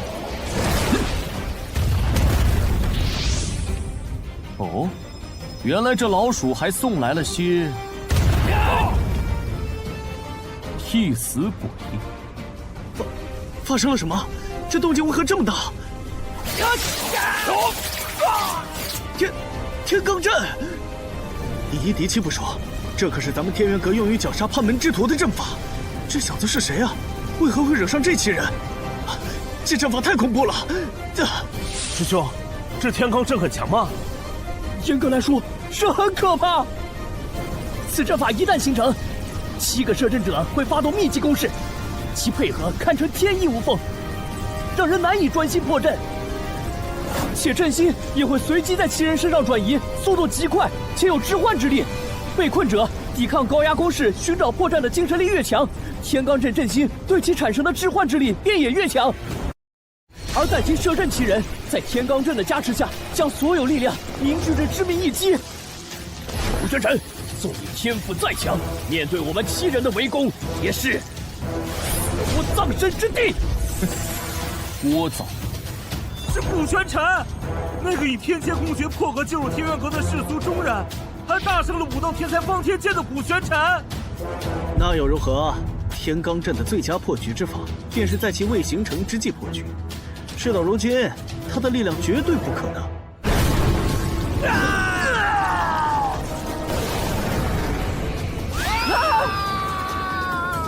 错了，这小子究竟是什么逆天的存在啊！你终于露面了，刚好，本座的耐心也就到此为止了。刚才一瞬间，我倒觉得杀了你有些可惜了。知道这古玄尘轻而易举就杀了我辛苦栽培多年的首席弟子时，只是觉得他不过是个颇有天赋的狂妄小子。但方才亲眼看见他是如何破解了天罡阵，并瞬间杀死了7个人，才发现此子倒是比我想象中的有些能耐。哼，今日三神峰之事，洛双江又岂会不知？那胆小鬼却没有半点动作，看来是对你有所忌惮。他怕你，我却不怕。顾玄尘，是谁派你来天元阁与我作对的？你未免也太高看了自己。本座之事，岂是你这种蝼蚁鼠辈配知道的？哼！死到临头还如此狂妄，现在可没有秦三班护着你。法相，如何？现在老夫可配？不知死活的蝼蚁，竟敢在本座面前放肆！该死！哼！哎！顾玄尘，你以为我不知道这是超凡诀吗？龙形的剑光的确少见，但遇到我，哎，也不过如此。你当众杀我武神峰首席弟子，害得我在天元阁众人面前颜面尽失。若不是秦三班出手，你还能站在此处与我一战？哼！现在你以为刀俎下的鱼肉，任我宰割？顾玄尘，受死吧！哎！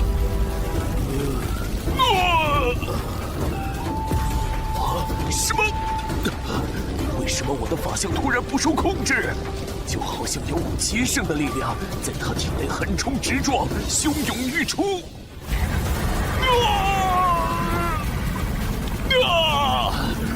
我的法相精神！好了，本座也该送你上路。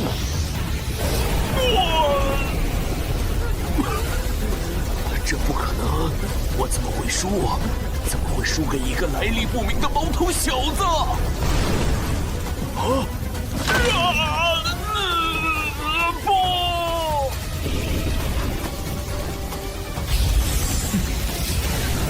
还不快给本座滚出来！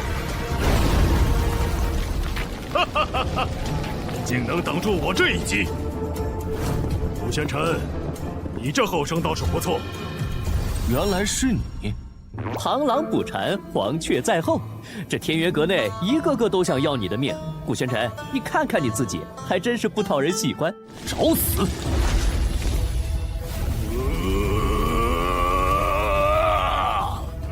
即便是在星辰天机图内，都可以感受到这洛双江此刻浑身溢散而出的压迫气息。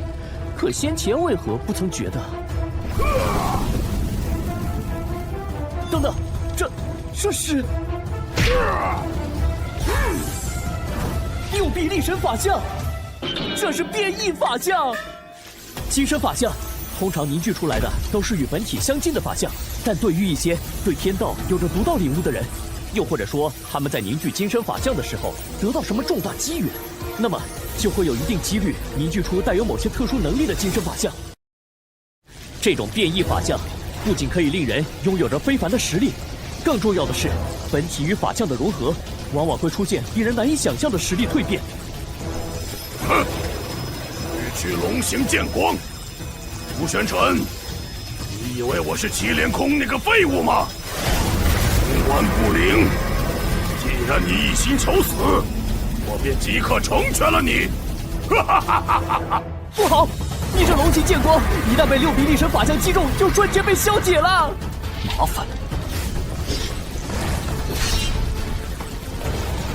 哼！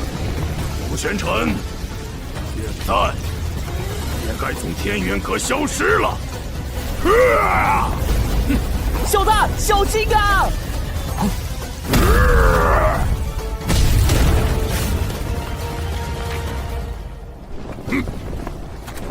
阁主，这顾玄尘已死，需不需要弟子处理下此处痕迹？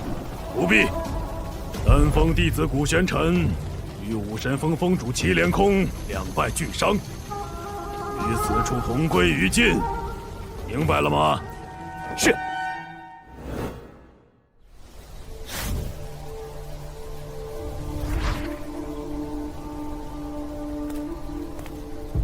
麻烦通传阁主，丹神风思瑶奉命来见。莫无涯那边，炼制九龙神丹一事可有进展？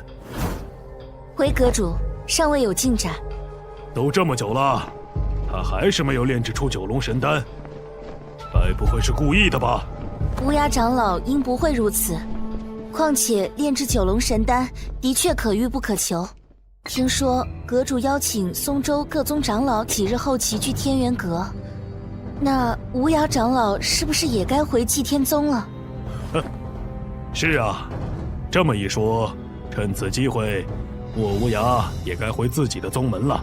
是，来日方长，相信日后咱们天元阁总有机遇再炼制出九龙神丹的。不过，到时候这祭天宗，怕是早已在无上神界不复存在了。其实今日思瑶原本也有一事想要求见宗主。哦，这倒是巧了。看你这担忧的模样，思瑶，是何事啊？阁主，你可还记得古玄尘？哦，是不久前加入缥缈峰的那个弟子吧？昨日在三神峰，天剑师兄自愿立下生死状，以考核之名挑战古师弟，却败于古师弟之手。齐峰主盛怒，欲杀古师弟。当时虽被秦长老阻拦，但今日古师弟却不见踪影。思瑶，你这是何意？阁主，天剑师兄好战，古师弟本无意与其纠缠，可既生死已定，就该愿赌服输。齐峰主昨日在众人面前都这般要置古师弟于死地了，思瑶不得不怀疑古师弟失踪，怕是与齐峰主有关。你说的确有几分道理。再说了，这古玄尘虽只是个新弟子，但天赋过人，我也很是欣赏。此事我会好好处理。谢阁主。阁主，何事？有巡山弟子来报，昨夜瞧见古玄尘和武神峰的人动手了。什么？当真？千真万确，弟子不敢妄言。且弟子方才又去了趟武神峰，才得知齐峰主自昨夜离峰，也至今未归。祁连空也不见了，他究竟在搞什么鬼？阁主，好了，思瑶，我知道你的意思。祁连空身为武神峰峰主，若当真徇私泄愤，我必不会坐视不理。随我走一趟。是。古师弟，怎么了？阁主，你们要做好心理准备。祁连空死了，死中竟还这般可怖。这是怎么一回事？阁主，齐峰主死后，尸首应该被泄愤凌虐过，手段极其残忍。怎么会这样？而且，那几名武神峰弟子也皆已丧命。古玄尘呢？可有下落？此处暂时没有发现他人，不过弟子方才又命人仔细问了一遍那巡山的3人，他们并未瞧见齐峰主对古玄尘出手，不知是不是这7人擅自出手，齐峰主赶来阻拦才……不可能！若是没有授意，武神峰的人怎么敢？思瑶，我知道古玄尘是你们丹峰的人，但齐峰主身为一峰之主，如今死得这般凄惨，而这古玄尘却偏偏下落不明，谁是谁非，你我虽未亲眼所见，但若不是心虚有愧，他有几会不敢露面？可是，况且南域神会在即，事关各宗门的核心利益，你又如何确定不是有人盯上了我们，指使古玄尘杀我阁中翘楚，扰乱天元阁？指使？放心，我相信此事与你们丹峰无关，毕竟这古玄尘才入门没多久，来历也甚是不清。不过我既是阁主，也不能有所偏颇，为了天元阁，也为了给武峰一个交代。思瑶，对这般手段残忍的人，我们断不能不明不白地将他放过。古公子他深不可测，又与无涯长老相熟，我确实也曾怀疑过他的来历。现在他为何突然消失了？难道真的像宗主说的那样？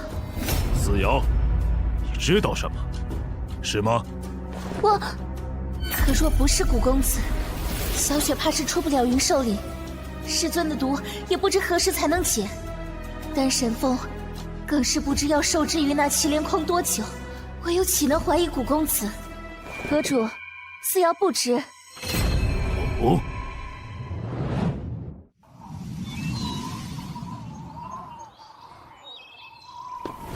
阁主，弟子不明白，古玄尘已死，您为何还要命人那样处理祁连空的尸体，还演戏给他看？更何况，您信这思瑶所说的吗？哼，你觉得呢？在此处守夜的人，可发现有何异动？并无。其实他说的是真是假，倒并不是最重要的。最重要的是，古玄尘这小子锋芒太甚，又不可控。哼，倒是得感谢祁连空这个蠢货，易怒无脑。这望烟峰深不见底，早年间接二连三坠崖的弟子长老，皆生不见人，死不见尸，此地才荒废为荒山。他又中了我法相一击，都这么久了，这古玄尘绝无生还可能。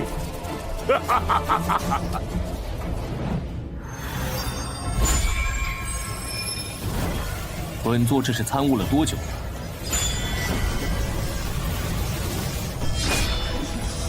哦，哼，原来如此。没想到本座竟从落霜江变异法相的天道之力中，参悟出了当初那守山神兵捶打出的符文所含的天道。先前在星辰天机图之内，本座所见的，原来是这样。小子，那落霜江怕是在他先师的教导下，花上了数月才悟得变异法相中的天道。你竟在坠崖之际触类旁通，才短短几日就悟得了。哈哈，落霜江本想以他的变异法相杀你，没想到阴差阳错之下，竟助你参悟。若他知道了，怕是胡子都要气歪。哼，让他多活些许时日，已是本座的恩赐，而今日，他的死期也该到了。感谢诸位，为了我们松州的未来，不远万里齐聚我天元阁。南域神会是整个南域修炼界最大的盛会，听闻其余各州的实力又比往年增进了不少，我们松州必须更加谨慎应对。因此，在这届神会正式开始前，我天元阁除了对本阁弟子进行多番试炼，也决定邀请各位宗主长老携参赛弟子前来我天元阁切磋学习。如雪呢？哎，莫师姐刚才还在这儿。这天元阁内不见古公子的身影，也不知道他和爷爷怎么样了。哟，这不是祭天宗的莫如雪吗？啊？你不和祭天宗的人在一起，独自一人在此处干什么？难不成有什么不可告人的目的？是那日随祁连空来带走爷爷的天元阁弟子，如今我在天元阁不宜招惹是非。喂，莫如雪，你敢无视我，找死！是谁？今日天元阁邀请各宗门前来，来者皆是客，不得无礼。哼，你们丹神峰也配来管武神峰的事？我是管不着，但若阁主知道你在此生事，你可担得起此责？你，哼！多谢姑娘出手相助。莫姑娘不必多礼，请问莫姑娘的爷爷可是祭天宗无涯长老？你是？莫姑娘放心，我是天元阁丹神峰弟子思瑶，师尊正是丹神峰峰主，与无涯长老有些故交。如今武神峰峰主祁连空已死，我奉阁主之命，正准备带你去见无涯长老。太好了，我可以去见爷爷。对了，可方便问问祁连空是如何死的？还有，思瑶姑娘认识一位叫古玄尘的人吗？古玄尘，这事说来话长，莫姑娘先随我去见无涯长老吧。啊，好。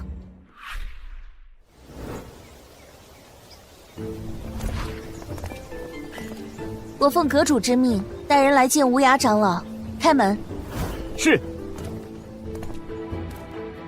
爷爷呢？不在，这是怎么一回事？哼，不好！喂，你们在干什么？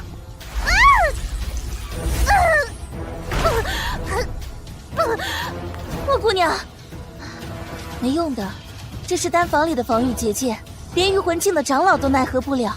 而受困之人，若是不能一击破开，使出的天道之力越强，被反噬的也会越狠。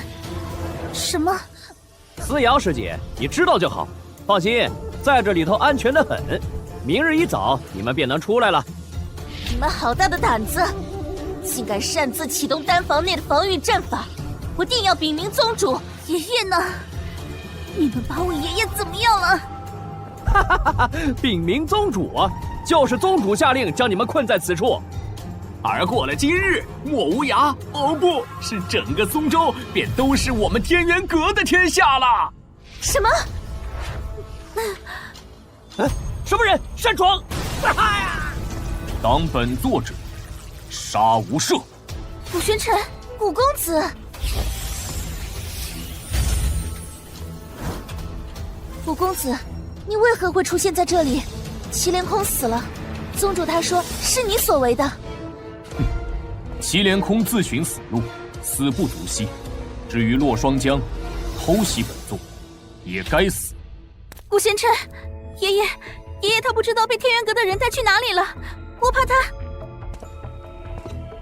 是无涯长老让本座来此处。爷爷。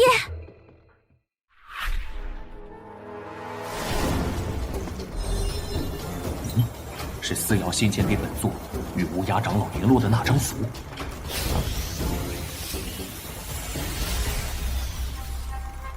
哦，看来无涯长老早就预料到阁主会设此局，才会不顾自身安危，以血书符通知古公子。爷爷，想逃？不要杀我！公子饶命啊！无涯长老在何处？弟子在附近寻过了，并没有莫师姐的踪迹。唉，这孩子，怎么？是不是出什么事了？是如雪不见了。什么时候的事情？有一会儿了。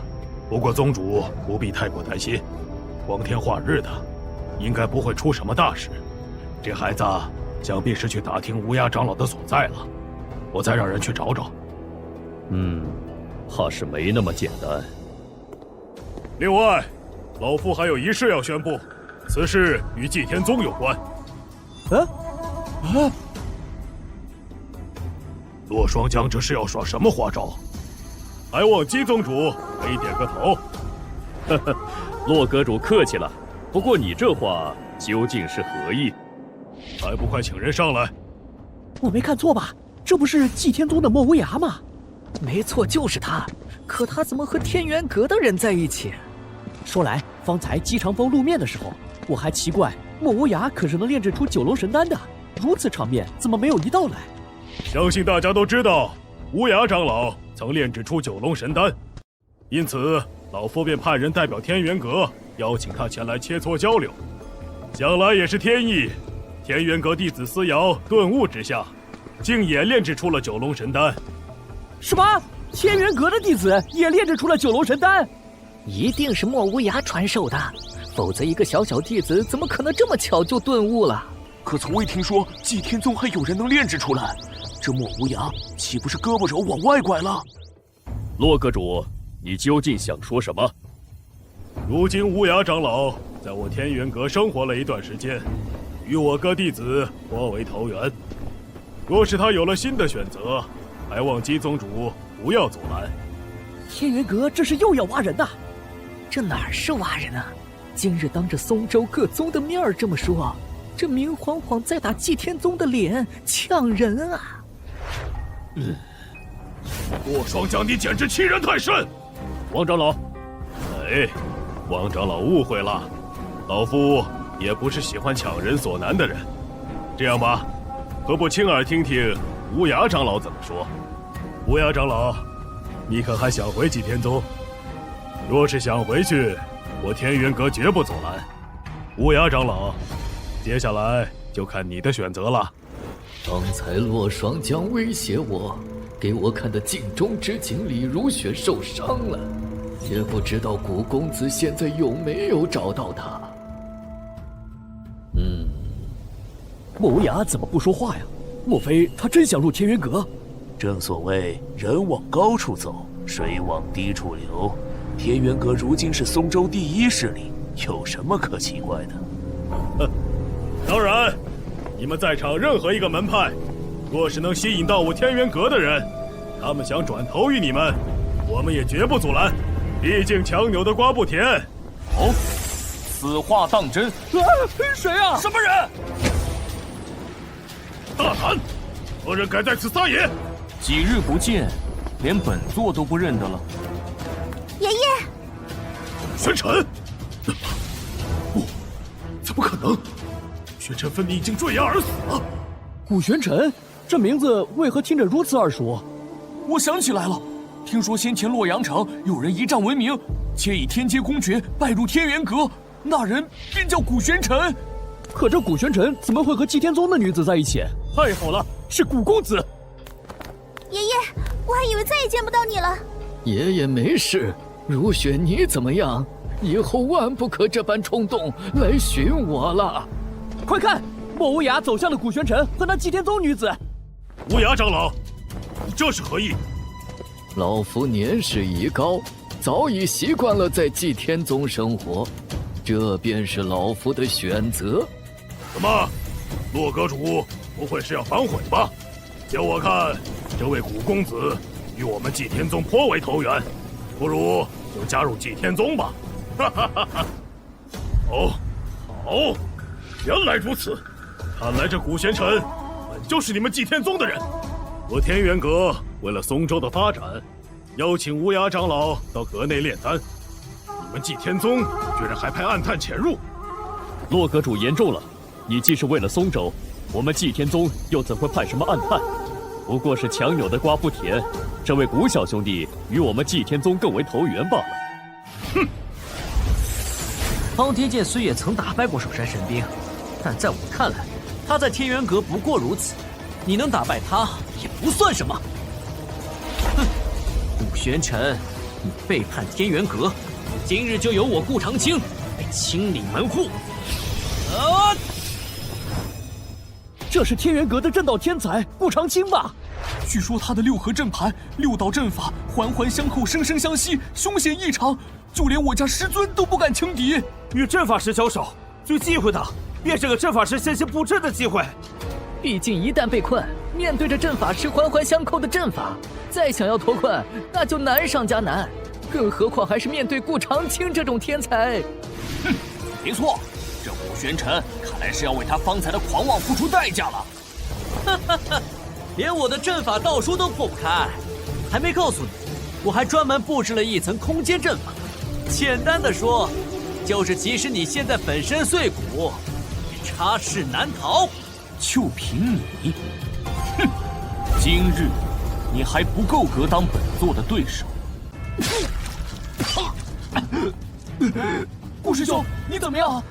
什么？顾长青的六合阵竟被古玄尘破了？我连他出了什么招都没看清。古玄尘出招了，我怎么感觉他方才分明就没有动了？能把顾长青伤成这样，这古玄尘有两下子呀！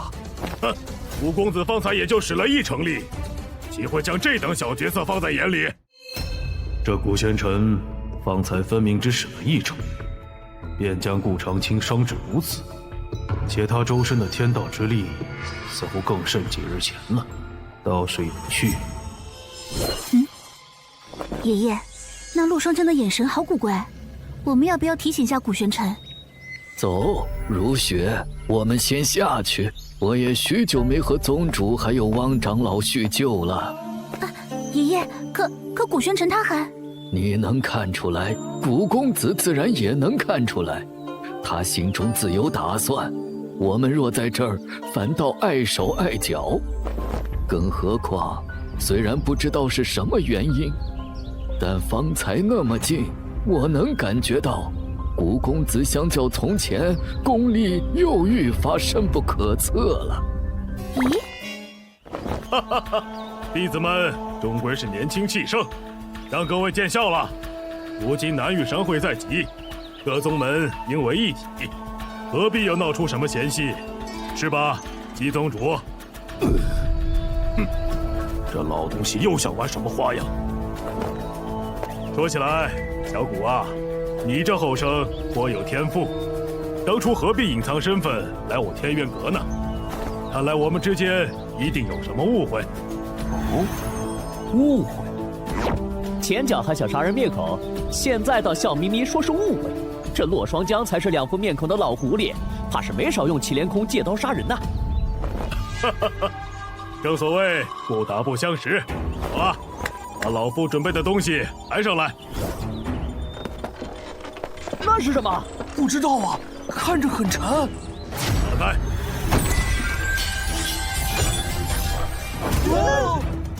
修炼之路，人们能记住的，永远都是真正的王者。各位都是青年才俊，因此老夫特准备了这箱宝贝。今日既是切磋，亦是选拔，意在选出最优秀的弟子，激励其令我们松州这次问鼎神会之冠。至于选拔规矩，很简单，抽签2对决。为节省时间，擂台上2场比赛将同时进行。那是6星的流星镖，我曾在珍宝册上见过。那把刀一看就不是凡品，与我店的回旋斩倒是相契。早便听说天元阁不乏各式珍宝武器，一看果然名不虚传。今日我定要全力以赴。小谷啊，你这等人才若是埋没了，当真是可惜。既然来了，便也应当有资格争取。那晚他竟大难不死，不仅破了我丹房的结界，救出莫如雪，刚刚还废了我阁中弟子武玄尘。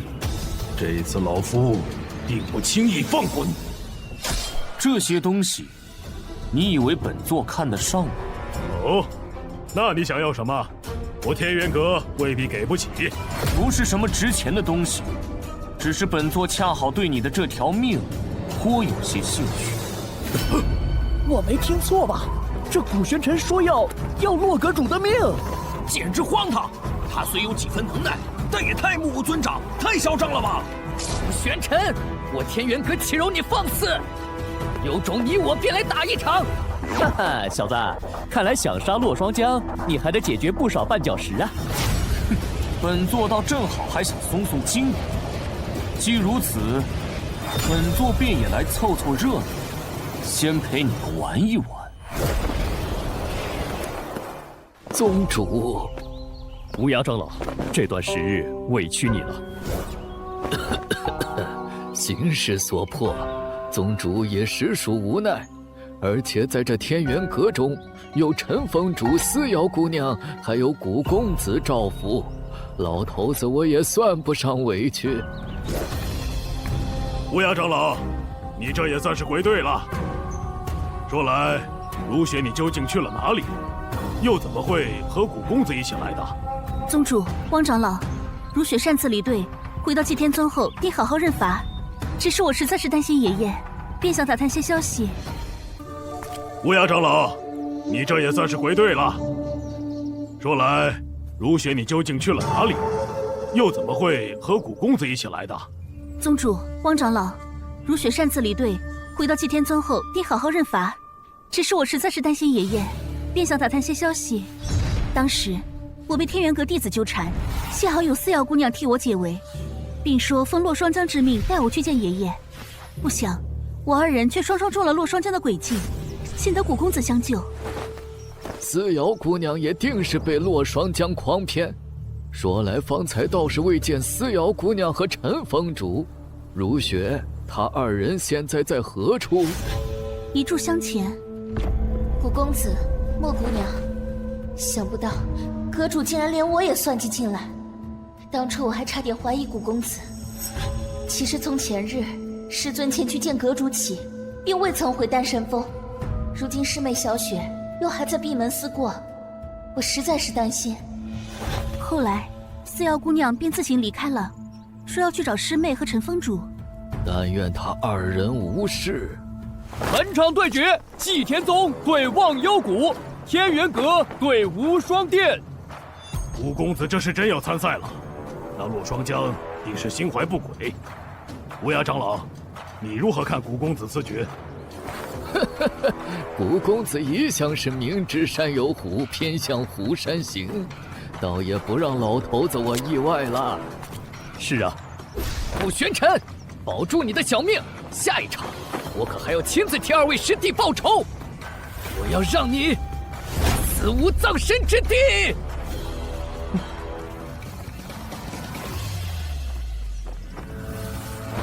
能打败顾长清，你很强。在下忘忧谷韩三冲，还请古兄赐教。出招吧！或许我打不过你，但面对高手，总要切磋一番才能舒心。古兄，那我就不客气了。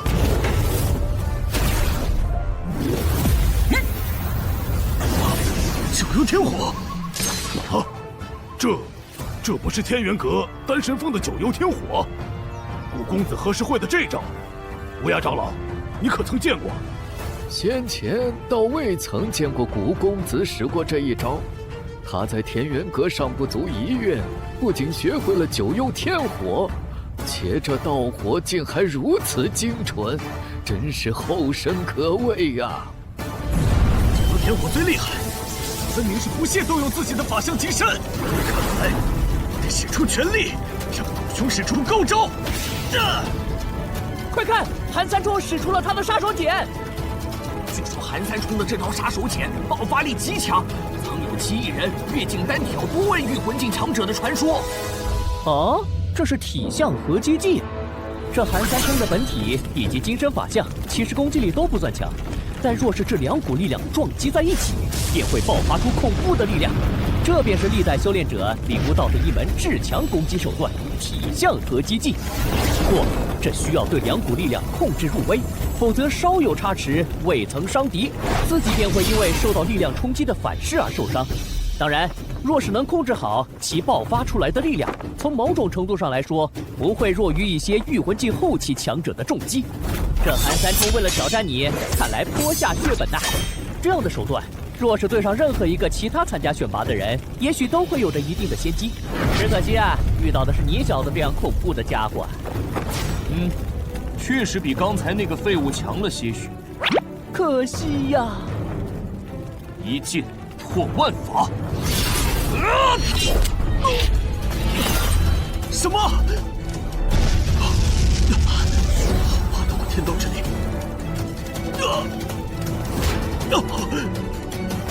我韩三冲认输。多谢古兄手下留情。哪剑这么恐怖啊！或许旁人难以感受到那一剑蕴含的天道奥义，但我能感受到，他使出之后，整个天地仿佛只剩下那剑芒，仿佛那一剑可开天，可辟地。当时我的心里有一种错觉，我面对的不是一人一剑，而是一片天道，一片足以将我碾压成粉的天道。若不是古公子手下留情，方才我只怕瞬间就会粉身碎骨。你能看出，倒是个聪明人。什么情况？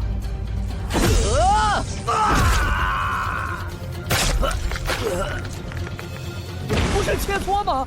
无双殿的人竟然死了！死状如此惨烈，那杨宗强下手也太狠了吧！上宾，上宾，上宾！其他门派尚且能选出10名弟子参加南域神会，这无双殿也就决出了5名。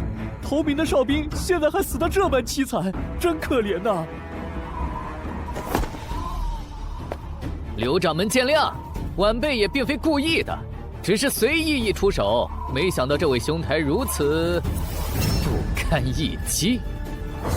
你，天元阁简直欺人太甚！哼，岂有此理！瞧洛霜江这模样，真是默许了。罪过罪过，无双殿是近些年才发展起来的门派，因人丁单薄，更是分外珍惜人才。据说刘掌门还甚是看重疼爱这哨兵。10个无双殿都不是天元阁的对手，看来今日会有一场血雨腥风了。玄尘，你都看到了吧？现在跪下，朝我天元阁磕头认错。或许我会考虑留你条全尸。哎，那古玄尘也想嚣张，怎么面对杨宗强就不说话了？那是什么表情啊？我不是瞧见方才那一幕吓傻了？好像是看死人的表情啊！哼，好啊，还敢无视我！今日我便要你粉身碎骨，神魂俱散！什么？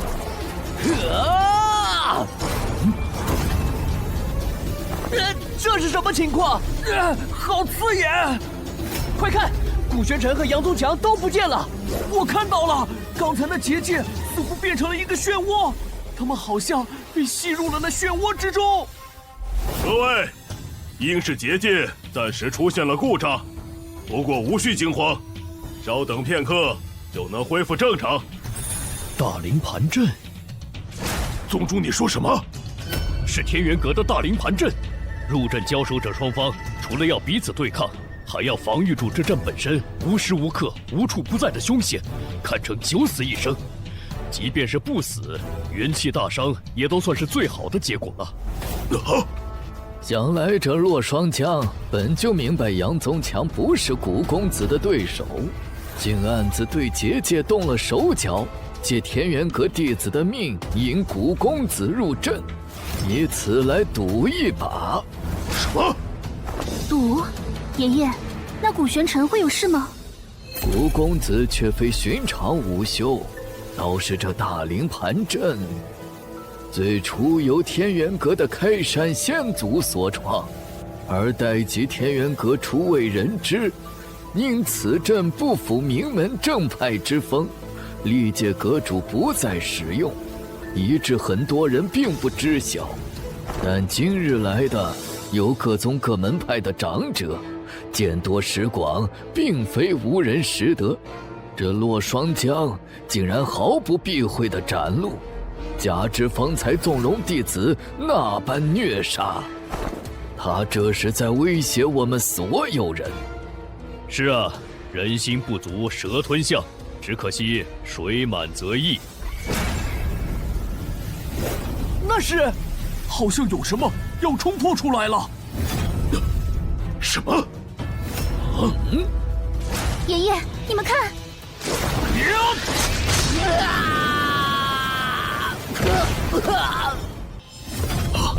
宗强，阁主，神魂已俱灭。刚刚发生什么了？不就是结界失控吗？杨宗强怎么死了？而且死状比起刚才的哨兵有过之而无不及不说，竟还落得神魂俱灭。是啊，哎，等等，古玄尘呢？看那里！方才本座不过是一时没有收住力，没想到天元阁的弟子如此不堪一击。古玄尘，你欺人太甚！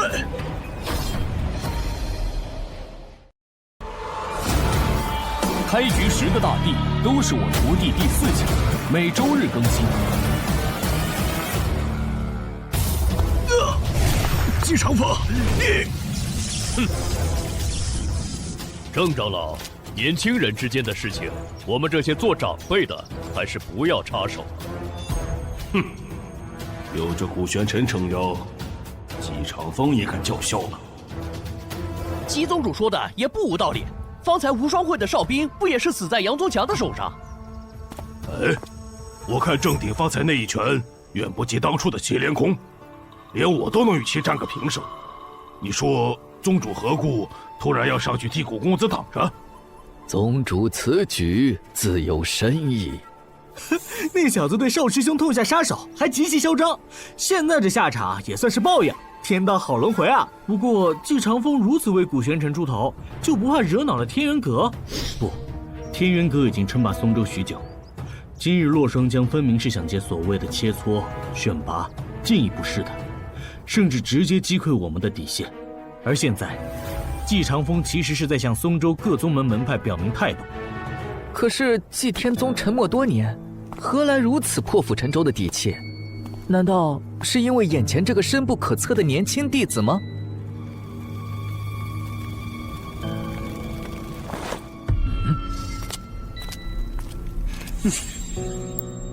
又是一个盯上你的，真稀奇！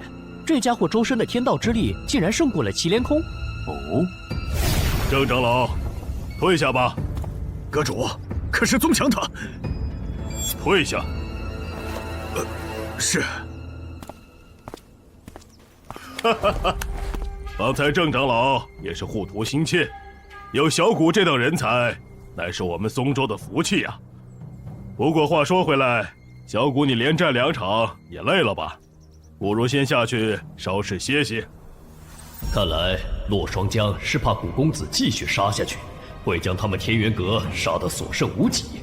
不过古公子又岂会给他喘息的机会？好啊。什么？毕竟这些不堪一击的，本座用来热身也确实甚是无趣。狂！这古玄尘真是狂啊！他分明就是全然不将天元阁放在眼里。不过我怎么看他打完杨宗强，倒觉得颇为顺眼了。实不相瞒，我也是。古玄尘，你竟让我在这么多人面前3番2次颜面尽失！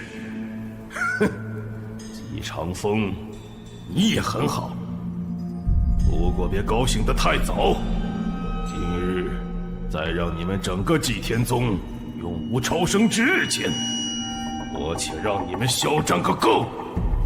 古公子，多谢你及时赶到，我和如雪如今才能全身而退。本座不过是举手之劳罢了。古公子的实力，我们有目共睹。不过老头子，我还是多嘴一句，如有需要，我和宗主还有祭天宗上下，定会鼎力相助。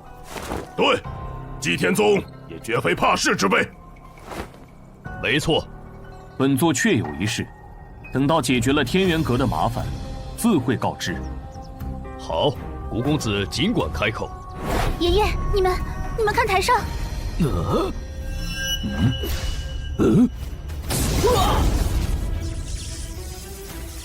不愧是天元阁弟子中的第一高手苦海，那名绝命堂高手一招都没出完，直接就被震出了结界之外。好羡慕！若能与苦海较量一场，长长见识，我便是输也不枉此行。哎，这古玄尘真要对上苦海，怕是狂不起来了。苦海，我曾听思瑶姑娘提起过，她是洛双江的关门弟子。他仅以一战打破天元阁建阁以来弟子排行榜中榜首的记录，直至今日，无人可望其项背。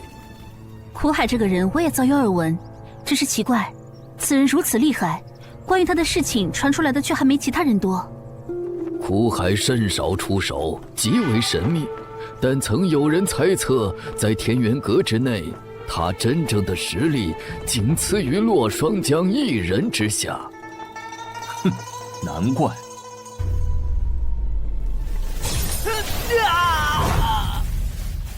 哼，已经是连续第3名祭天宗弟子对上这苦海了。天元阁分明就是在报复，再这么下去，罗峰他就承受不住了。不好，他这是要杀了罗峰！啊，这个混蛋！古公子，古玄尘，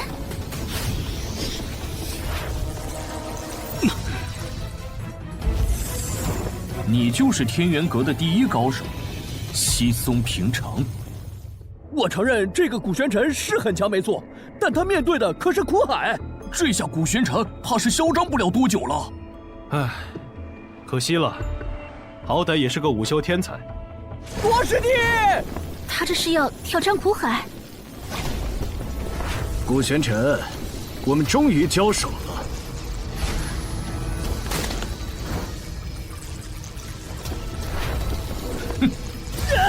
那是什么结界？为何会有这般的压迫感？不，那不是结界，准确的说，那是作用类似结界的阵法——九宫阵。九宫阵，对战中专门用于禁锢至少天魂境强者的阵法，天魂境以下的武修无法破阵，除非以其中一方的鲜血为祭，不死不休。这苦海是主动要和古公子进行一场生死之战啊！古玄尘，今日你必死无疑！哦，好大的口气！哼！禁阵旗！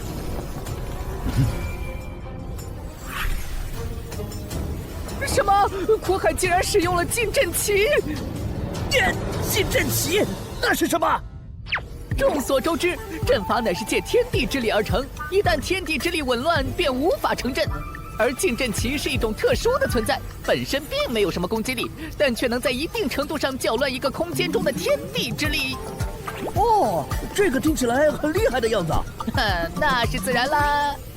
不过这并不是说有了禁阵旗就不惧一切阵法了，因为一旦阵法形成了，禁阵旗也无法再超过阵法的力量去破坏原本的天地之力。这也是为何禁阵旗落下后，原本的阵法空间依然不受任何影响的原因。但接下来对方若还想要再在禁阵旗的空间中布置阵法，就是不可能之事了。原来如此，古玄尘，我知你洛阳城一战闻名，更知当初与你同进天元阁那女人之所以能破格入门，是因其阵法了得。但我并不相信，那个差点让整府宾客灭亡的阵法是他所设。阵法相斗，终究是外力。如今你我都无法再用阵法，现在就让我们用真本事过招吧！上善若水！古玄尘，小心！好强的天道之力，古玄尘若再不出手，就来不及了。哼，好一个先发制人！我看是他自知阵法不如古公子，才这般使诈。只是古玄尘为何在这么危急的情况下还不出手？我看古玄尘死到临头，连反抗也忘记喽。那可不嘛！古公子，哪怕到了现在，我们仍然不知道他身上真正藏了多少秘密。每一次当我们认为已经了解古公子的时候，看来你倒是准备的挺充分。这苦海倒是颇有几分天赋，就连本座也感觉自己像是浸泡在一片汪洋之中，那一道道如丝气劲，仿如惊涛骇浪般直拍而来，毫无破绽。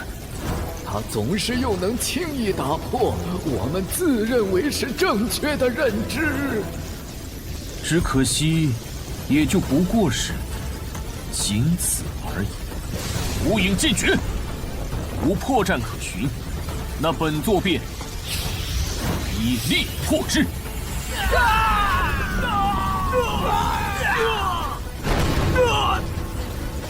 什么？那无影剑诀难不成是什么天劫功法？竟然破了苦海的绝招上善若水？天劫倒不至于，无影剑诀不过是我们祭天宗的黄阶功法。就是，普普通通啊。太好了，我方才的担忧是多余的。古玄尘那家伙果然很厉害。无影剑诀？怎么可能？据我所知，天元阁的无影剑诀不过是黄阶公诀，岂能破我的上善若水？看来古玄尘这小子的天赋绝不在我之下。好啊，好啊！哈哈哈！原本我以为只有到了南域神会，我才会动用金身法相。你令我有些意外，古玄尘，能逼出我的金身法相，这是你的荣耀。变异法相，白眼力神。哼，竟是变异法相。古玄尘，死在我的手里，不算冤枉。哈哈哈哈哈！哎，这小子上次便是栽在了变异法相手里，这下又有好戏看了。就凭你，也配？快看，古玄尘的九幽天火火海时而收紧，时而又扩散而出。没错，那正是九幽天火的力量和苦海法相的天道之力在互相冲击。威力太强，仅仅旁观就受不了了。好痛苦啊！好霸道的两股天道之力，竟开始透不过气。而且那是什么法相？为何如此强大，又如此怪异？如雪，先不要说话，你的修为尚且无法承受他们二人战斗时逸散的天道之力，爷爷也只能助你支撑一会儿。爷爷，那个法相究竟是怎么回事？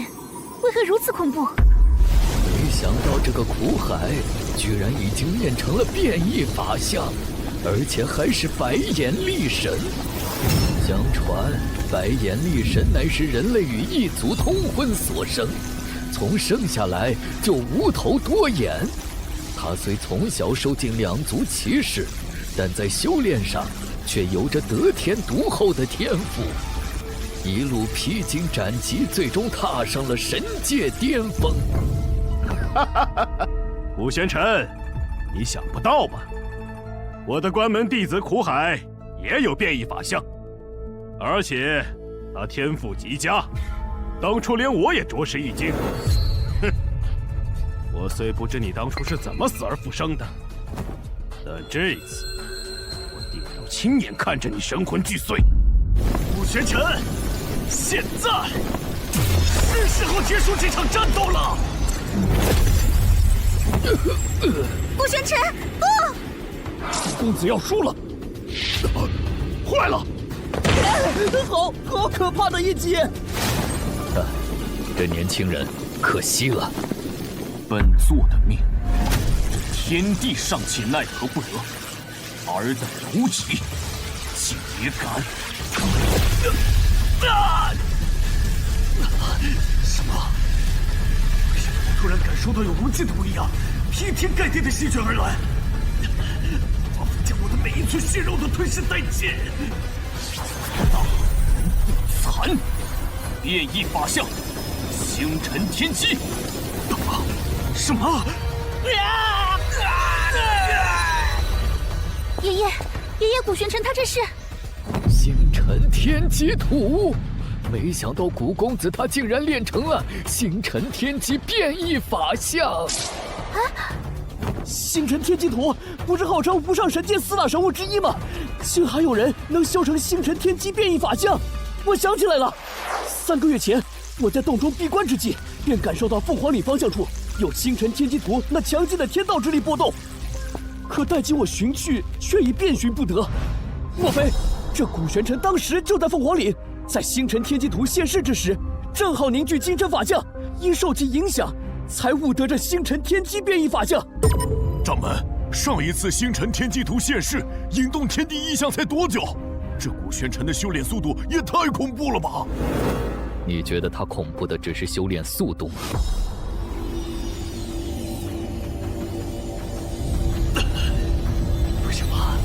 为什么古玄尘也有变异法相？其他这法相之力对我的法相有着绝对的天然压制，竟让我生出一种想要跪拜的冲动。古玄尘的变异法相尚未真正出手，竟就有如此威压？莫非他才是无上神界中天才中的天才？闭嘴！师尊曾说过，变异法相1000年才出一人，此入师门，我便从无败绩。古玄尘，你凭什么？开局10个大帝都是我徒弟第4级，每周日更新。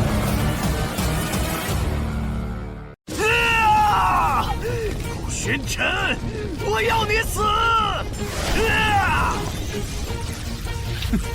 螳臂挡车，让命！快看，那片星辰好像在流动。这力量，为何我完全无法抗拒？不，这不可能！古玄尘，你究竟是谁？卑微的存在，也敢窥探本座的身份？不！什么？我没看错吧？苦海他进入了那片星辰里。准确的说，是有一股无法令他抗拒的力量把他吸了进去。那些星辰将苦海和他的力神法相强行分开了，还在不断轰击苦海的身体。哎，那为何不直接杀了苦海？难道是因为杀不了他吗？不，你看，苦海的白眼力神法相被诸多星辰包围了，而且那些符文好像正在涌入他的眉心。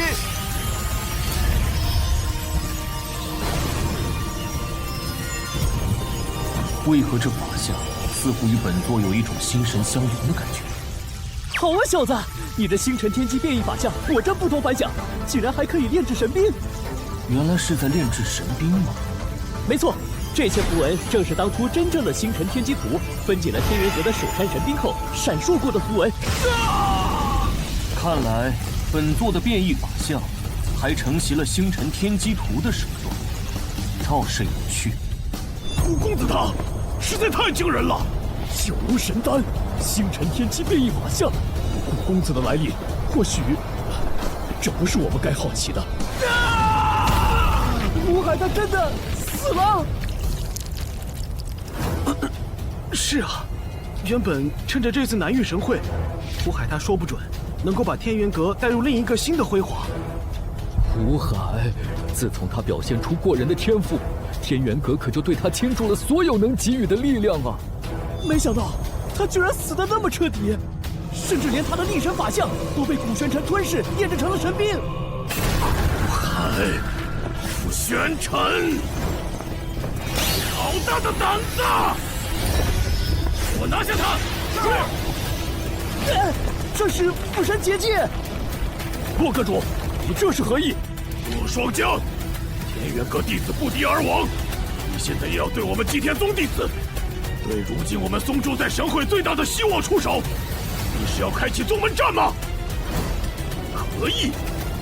古玄尘再三杀我天元阁精英弟子，是可忍孰不可忍！想不到这古玄尘竟然还拥有星辰天机变异法相，何惧他被我打落下悬崖，不过短短几日，怎么可能？哼！原本还想探探他的底细，现在看来，无论如何都留不得了。洛阁主勿急，比武较量，生死在所难免。如今苦海有这一难，我们也是深表遗憾。是啊，古玄尘表现出来的实力有目共睹，有他在，必能令我们松州这次问鼎神会之冠。没错，洛阁主息怒，古玄尘下手虽重了，但还是应该给他将功补过的机会。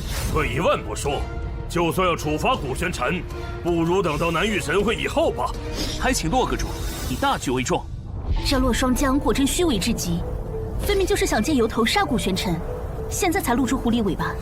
他要的怕不只是这些。诸位，选拔已经结束，接下来便是天元阁与祭天宗的恩怨了。毕竟，祭天宗处心积虑地派人潜入我们天元阁，意图不轨，此事必须给我们天元阁一个交代。至于如何选择，就看诸位自己的了。看来天元阁此意是要彻底与祭天宗撕破脸，要我们表态了。洛阁主，好大的阵仗啊！不过祭天宗与天元阁也早该有个了结了，这一战我祭天宗硬了。祭天宗虽有古玄尘这般逆天的强者，但也未必挡得住天元阁众强者的合击呀。更何况他如今还困在那结界之中。没错，若站错队，万一祭天宗不敌，那我们可也要付出生命的代价。还是顾全大局为好。糊涂！你们以为今日退出就能明哲保身吗？这些年，天元阁道貌岸然地掠夺各家资源，各位敢怒不敢言，但我无双殿早就受够了。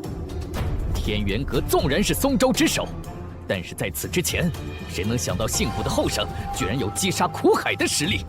击掌门，我刘青云愿陪你一战。好，好，既然你无双殿愿意为祭天宗陪葬，待我杀了古玄尘，就成全了你。无双殿与祭天宗一起，在无上神界销声匿迹。什么啰里吧嗦的，叫本座心生厌烦。顾玄尘，顾玄尘，你破开结界的速度倒是比我想象中要快。哼，只可惜你的变异法相方才炼制了白眼力神，短时间内怕是奈何不得我这一击了。变异法相，六臂力神。陆双江，这是六臂力神变异法相？什么？顾玄尘，无论你当初是不是装的，这一次必死无疑。本座以为你还有什么手段？怎么，你就只会这一招吗？传说中白眼力神叱咤四方，为败于六臂力神之手。这古玄尘如此自傲轻敌，到底还是太年轻了。等等，这是方才星辰天机变异法相中的符文。原先苦海的力神法相并没有这么恐怖的力量啊！难道说，之前的星辰天机变异法相不仅将白眼力神法相练成了神兵，还赋予了他更强的力量？方才那一击，六臂力神法相连连败退，而这白眼力神神兵此刻则化被动为主动，迅速出拳了。看，六臂力神变异法相灵气暴涨，在蓄力了。那么，这一击究竟会谁胜谁负？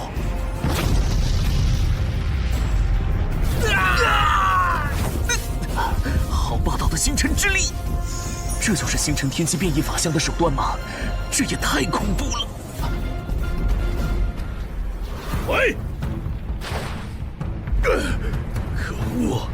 这白眼力神竟承袭了古玄尘变异法相的部分力量，是我失策了。哈哈，打得好！真是令人大开眼界呢！力神神兵方才那一拳中闪烁着星辰中的符文，力量果然非同寻常。什么？洛阁主的六臂力神变异法相竟不敌古玄尘所用的白眼力神神兵？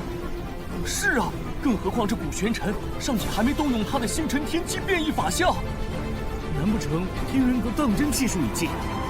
陆双江，现在本座便赐你一死。哼！现在论胜负，怕是为时尚早吧？玄尘，看看这是什么？这是随时可以调动护宗大阵的阁主令。你尔等也难逃一死，一个不留，全都给我留下命来！不好，速射结界！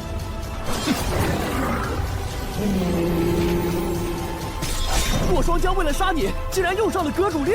要知道，阁主令一旦启动，便会毁天灭地，直至覆灭除了持令之外的所有人。小子，你的星辰天机变异法相或能一扛这护宗阵法，不过嘛，现在是整个天元阁都在崩裂，一旦出手，所有人可都会被尽数吸收。好，别急，好戏才刚要开始。阁主，你师尊，救我！洛双江，这是疯了，就连自己的天元阁都不要了。灭一个天元阁又何妨？未来，整个松州都将会是我的。洛双江，你竟不顾道义，连对我们都要赶尽杀绝！我就是不顾道义，动用护宗大阵，你们又能如何？等你们全部死了，整个松州，谁敢说我半点不是？今日。我便一统整个松州。一直以来，天元阁处处压制我们，不就是因为松州各大势力无法摒弃私欲，不肯合作，犹如一盘散沙吗？现下也是生死存亡之际，你们难不成就要认命吗？还愣着干什么？刘掌门言之有理，快！还有我们！四瑶姑娘，你们也来了。师尊他们因不愿听命于阁主一统整个松州的计划，而被设计困住。我找到之时，他们才刚破开阵法。刚才见天元阁震动不已，便知出事了，这才带上师妹小雪前来相助。没错。若霜将为一己私欲，置整个天元阁和松州各派于死地，又有何颜面再为天元阁的阁主？你这个老顽固，现在倒是会变通了。接宗主，想必是这洛霜江笃定顾公子不会赌上所有人的性命与他一搏，才会如此嚣张。只是我们用这结界抵挡，也不是长久之计啊。顾玄尘，你不是很能吗？有本事也用你的星辰之力吞噬这里的所有人吧！武道领头还如此聒噪，哼！你的龙行剑关我早就见识过，想要破我的护宗大阵，简直痴心妄想！哦，那你便好好看看，在你面前的究竟是什么？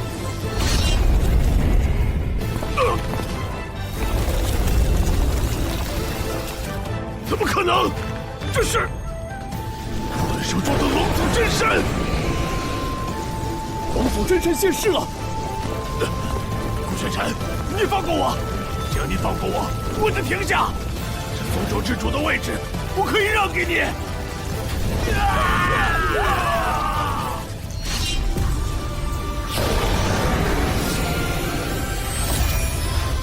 洛霜江，你该死！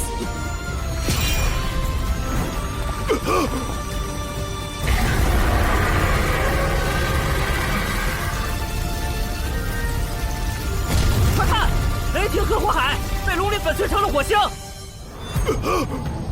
太好了，护宗大阵开始消散了！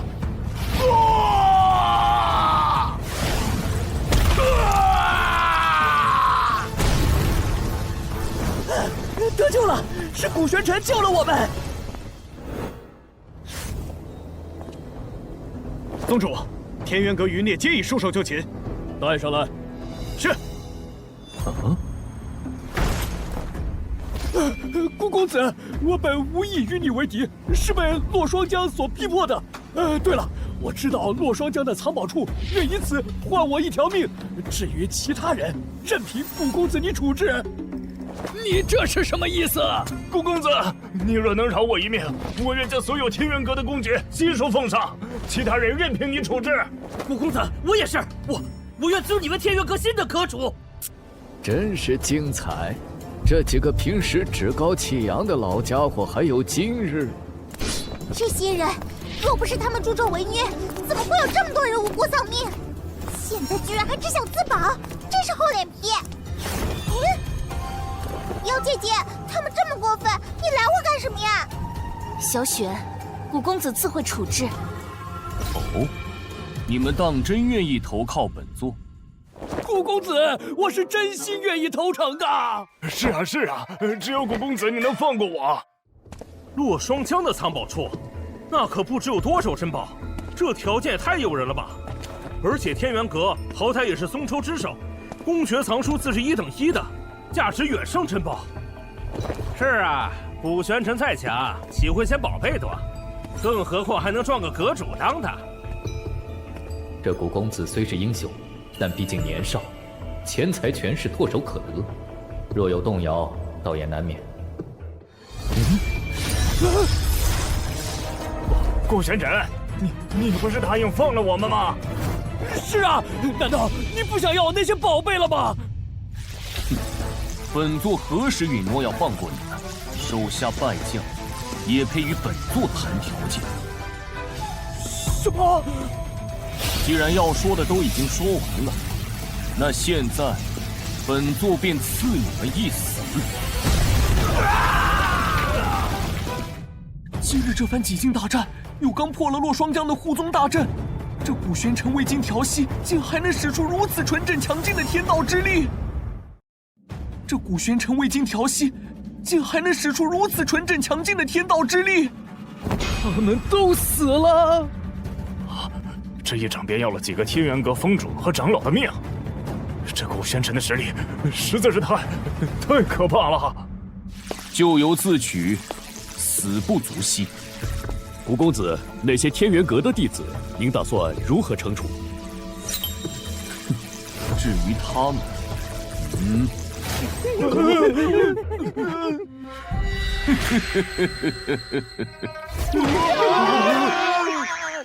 姬宗主，这些人就留给你自行处置吧。本座去歇息片刻，这边就交给二位和姬宗主了。古公子放心。好，古公子，这里就交给我们吧。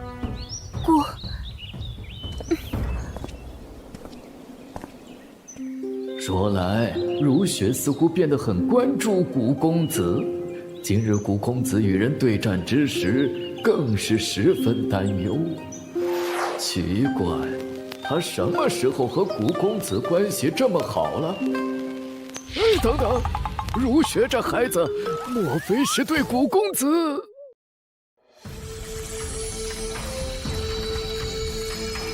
方才本座感受到有所异动。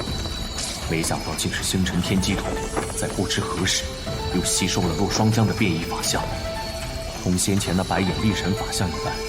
在这些符文的作用下，这六臂力神也开始被炼制为神兵。哦，倒是有趣，原本的断臂竟然又重新开始掌权了。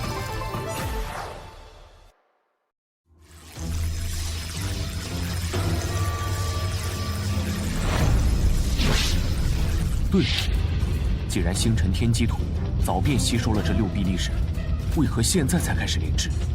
莫非是在特意等着本座？趁现在无事，那就让本座一探究竟。本应该属于金身法相的气息波动已经毫无踪影，有的只是体内那些流淌的字符。果然，当初本座虽通过洛霜江这六臂力神法相的一击，悟得这些符文，领悟变异法相，但倒是不曾注意，这些字符在流淌之际，还在不断演绎着各种阵法组合，且这些阵法竟可以自动凝聚天道力。喂，小子，你这运气可真不错，力神神兵永远忠诚于主人，如今就连称霸松州的天元阁阁主的变异法相都为你所用。说来，这尊六臂力神神兵体内流淌着的，似乎还是可以凝聚天道力的阵法，助其自行修炼呢。自行修炼，那倒是有些用处。经古玄尘一战，洛霜江死去，天元阁元气大伤。这曾称霸松州的第一宗门一时群龙无首，与祭天宗并宗。古玄尘被推举为新任掌门，他却以无心宗门琐事为由拒绝，退居幕后闭关。最终，姬长风继任掌门，各方势力纷纷道贺。拜见姬宗主。而那日，姬长风其实也并未诛杀那些曾听命于洛霜江、误入歧途的天元阁年轻弟子们，并给了他们一个改过自新的机会，与祭天宗弟子一道修炼。终于，一切都开始步入正轨。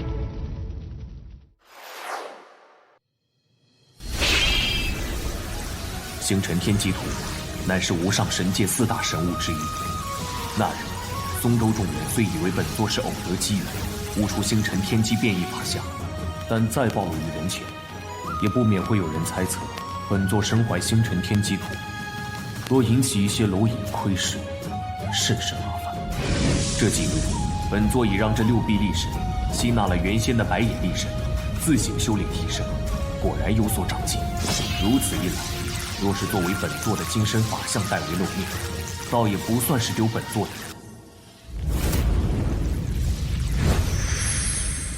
既然本座的功力有所提升，你们也已经彻底恢复，那也是时候可以出来了。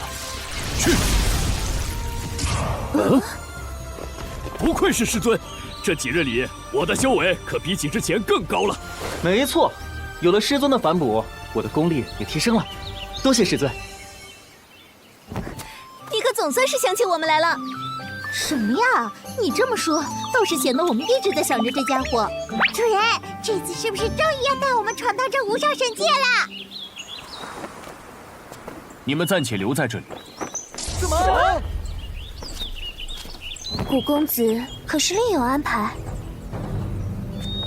南域神会乃无上神界盛世，各州齐聚，或许会有其他弟子的消息。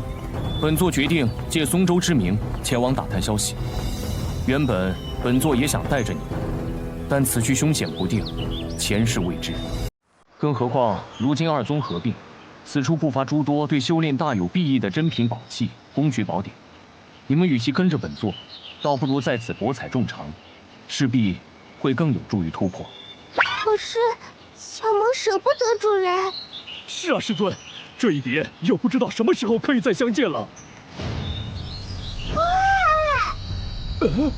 你们本重生于本座的小世界之中，一切情况本座都能有所感应。若有何瓶颈困惑，本座闲时也自会传音指点。至于重聚之日，你们的突破之日，便是与本座的再见之时。好。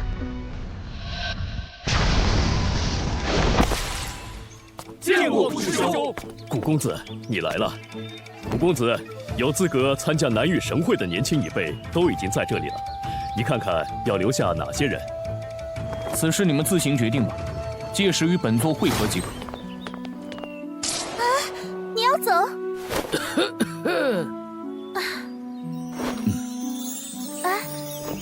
没错，并宗事宜刚步入正轨，姬宗主不便离开，本座决定先行前往南域地心，探其究竟。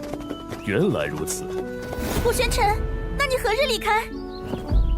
今日。今日？这么快吗？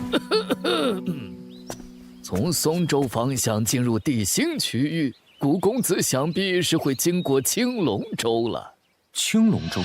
没错，南域13州有一片公认的修炼圣地，方圆约有数千里，称之为南域地心。而青龙州则是最靠近这片区域的州。天元阁已经算是松州最佳的修炼之地，但是比起如今青龙州的边缘，也没强出多少。是啊，青龙州高手云集，不知会不会有像古公子这般的绝世天才横空出世。古公子，你此行须得万分小心呐。哦，如此，本座倒是更期待了。古公子保重！自古英雄出少年，我有预感，古公子此行将会震撼整个南域神会。确实。顾玄尘，顾公子，再见了。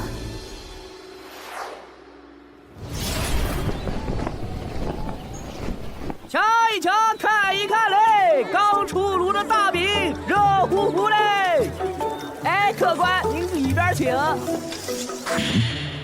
哎呀，别挤我呀！让让啊！别挤啊！我说快点了，你看现在挤都挤不进去。龙祖斋，以丹神龙祖为名，口气倒是不小。喂，你小子是哪里来的山野莽夫，竟连龙祖斋都不晓得？咱以龙祖为名，这龙祖斋自然聚集了无上神界的顶级炼丹师。哦，嘿，罢了，小爷我今天心情好，就说给你听听，让你长长见识。相传，在无上神界某个时期，炼丹师是一份十分危险的职业，他们会被武道强者强行掳走，被迫成为他们专属的炼丹工具，也被称为丹奴。对于炼丹师来说，那简直是最为黑暗的时代。直到有一天，龙祖斋出现了，那是一群由顶级炼丹师集结在一起的组织，他们互相帮助，在齐心对抗那些贪婪的武道强者的同时，也以珍贵丹药为笼络，吸引了不少慕名而来的武道强者。此后，龙祖斋经过数千年的争斗，丹奴终于成为无上神界的禁忌，求取丹奴之人更是人人得而诛之的公敌。由此，龙祖斋也引来更多炼丹师的投靠，在各地设立分斋，发展得更为壮大。据说龙祖斋最强盛的时期，其势力下的炼丹师几乎占了整个无上神界的90%，甚至一度有人戏言得龙祖斋者得天下。没错，我倒也曾听闻过，这龙祖斋啊，只做与丹药、药材有关的收受事宜，绝不卷入各方势力的争斗。倘若哪个势力敢对其动手，必然会遭到全力报复。如此说来，这龙祖斋倒是颇有几分能耐。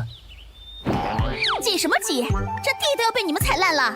哎呀，那快让我们进去啊！我们也要买丹药、买药材。是啊，龙祖斋打开门做生意，怎么还不让人进啊？你们今日是来买丹药、买药材的吗？还不是知道青罗仙子来此巡视，想一睹芳容，我都不好意思点破你们。青罗仙子，青罗仙子你都不知道，那可是龙祖斋斋主的掌上明珠啊！不仅美艳惊人，丹道天赋更是恐怖无比，年纪轻轻就达到6星炼丹师的水准。哼，你嘛就别想了。这么多人想要见我，怎么就没一个敢闯进后堂的？你可真生气啊！今日我不见人，你们谁若有胆，大可闯闯龙祖斋的后堂。这谁敢呢？虽然现在硬闯进去能引起青罗仙子的注意，但只怕前一刻冲进去，下一刻尸体就被扔出来了。可不是嘛！挤在前堂可以说是买东西，若是闯进后堂，那可就是冒犯龙祖斋了。给你们一盏茶时间考虑，若是不敢，就请回吧，否则视为闹事，后果自负。青罗仙子，打扰了，我这就告辞。青罗仙子，告辞。这些人的胆量也不过如此。这青罗仙子美貌惊人，天赋卓越，背景深厚，岂是这些癞蛤蟆配得上的？挡在前面，找死啊！走开！青罗仙子，这是要单独邀请我进后堂一叙吗？哎呦，这不是那邻家恶少林海吗？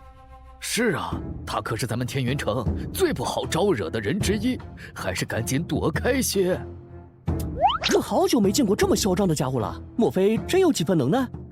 碍眼的脏东西倒是无处不在。喂，你们两个，没看见咱们林少过来了？不想死就走远点儿。林海，你别太嚣张了。哟，原来是孙少呀！要不是你叫唤了一声，我还以为是有2条狗挡在路中间呢。还得是林少，形容的就是贴切。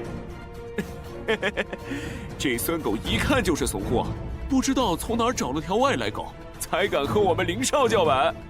你说什么？信不信我？我的嘴，我吐！若是嘴巴再不干净，本座倒是不介意直接废了你们的舌头。大胆子，竟敢对林少出手！不长眼的东西！活腻了吧？喂，小心这家伙的龙恶之针，此针是他折磨人的手段，一旦中招，你浑身经脉不仅会被废，心神也会受到永久的损伤。休想逃得掉！今天我就要让你这杂鱼为自己的狂妄付出代价！这样的雕虫小技，也想伤到本座？什么？之针遇到他的灵气，竟然就被瞬间消解了！林少，你没事吧？得罪了林家，你死定了！有种报上名来！古玄尘，怎么是要跪拜本座吗？哇，古兄，在下孙文龙，方才有眼无珠，把你当成了山野莽夫，竟不知你这般厉害。好狂妄的小子，不仅伤了林海，还敢毫不避讳的自报家门，就不怕报复吗？可不是嘛！不过看那林家恶少吃瘪，倒是颇为痛快。就是，滚开！才是老子没防备，让你小子趁虚而入！再来！放肆！何人胆敢在龙祖斋门口惹事？快看，是青罗仙子出来了！青罗仙子，你来了！就是指在龙祖斋门口撒野伤人，少恶人先告状，分明是你横行霸道在先。大家可都看到了，刚才是谁动手把我打伤的？当着青罗仙子的面还不承认，简直不把龙祖斋放在眼里！来人！仙子的眼睛可是雪亮的，你们这2条不识好歹的野狗，就等着被丢出天云城吧！把此人丢出天云城。是。嘿嘿，今日一见，仙子果然不仅貌若天仙，更是明察秋毫啊！嘿，其实我2人仰慕仙子，闲杂人等不得在此逗留。哎，也得是我们这些炼丹师和青罗仙子有共同语言。苍云宗炼丹师吴清前来拜会丹道强。百圣堂炼丹师楚雄前来拜会丹道强。切，他们不就是想趁这个机会表现自己，赢得青罗仙子的芳心吗？就是，借着拜会丹道强来见青罗仙子，当真是卑劣。最讨厌这些道貌岸然的炼丹师了，早不来晚不来，偏偏青罗仙子在的时候来，谁知道安的什么心？丹道强是何物？哈，吾兄有所不知，那丹道强可是龙祖斋的一个老传统。丹药包罗万象，任何一个等级的炼丹师，通常都有各自擅长的领域。比如有些炼丹师擅长疗伤丹药，有些擅长突破境界的丹药，有些则擅长快速提升战斗力的丹药。自然，有擅长的领域，也意味有不擅长的领域。于是，龙祖斋便让内部的炼丹师把不解的问题写在丹道墙上，标注悬赏，并将自己的悬赏资源交给那面丹道墙所在的分斋。只要有任何炼丹师能解出这个问题，便能取走悬赏。如此一来，丹道墙便成为一种促进丹道师彼此之间提升的手段。而解决墙上陈年已久的难题，不仅能获取好处，更被许多炼丹师视为一种展示自己丹道造诣的机会。随着时间越来越久，丹道墙上留下的问题也越来越难解了，甚至有些时至今日都无人能解。哎，不过也在情理之中嘛。无人能解，那本座倒想见识见识。哎，古兄弟，我还没说完呢，你等等啊！又是你们！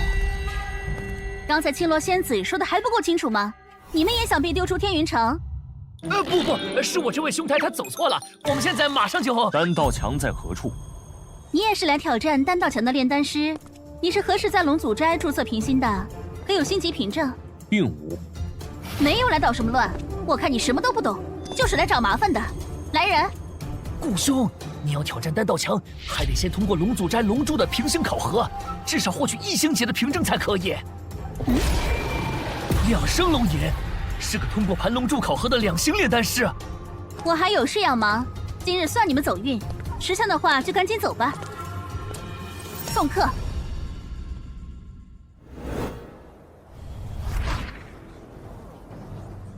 炼丹师吴清，2星炼丹师。青罗仙子，其实在下本就是有资格挑战丹道强的1星炼丹师。方才见到仙子你，突然又对丹道有了新的感悟，这一试果然是提升了。想来仙子若能再指点1二，进步应会更为神速的。下一位。修炼7年才从1星升到2星，吴兄，你这天赋还是不要急于青罗仙子了吧？我5年前可就是2星炼丹师了，现在少说也有3星。当真有龙祖的气息，虽然极淡，但能感受到这股气息与本座当年同龙祖虚影交手之际悟得的那龙祖丹道的奥义似有共鸣。喂，你什么人？竟敢擅闯龙祖斋后堂，扰乱我平星！仙子，我方才没来得及拦住他。罢了，盘龙珠在考核之际，外人无法干扰。等结束了再处置此人。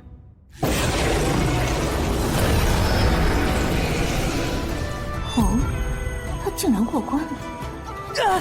方才那是响起了2声龙吟吧？原来这小子是个2星炼丹师啊！看他年纪轻轻，也算是有些天赋了。一个来路不明的小子罢了，2星炼丹师又如何？也就比丹道入门的水准高些。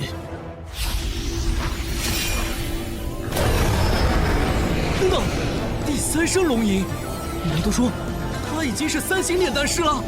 啊，如此年轻的3星炼丹师，莫非他是个炼丹奇才？是有些本事，竟和我一般同为3星炼丹师了。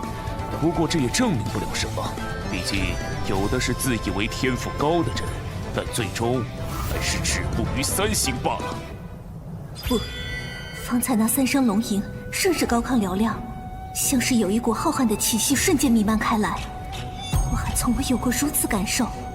只要他潜心修炼，再遇上些机缘， 10年内突破4星也是有可能的。起初我倒是小瞧他了。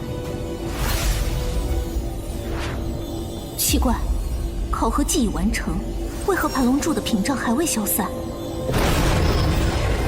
什么？5星炼丹师，就凭他，这怎么可能？我不会是听错了吧？难道这小子不是什么炼丹奇才，而是天才？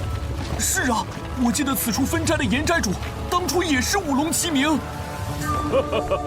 仙子，想不到你的到来，居然还能为我们分斋带来了一位如你一般的丹道天才。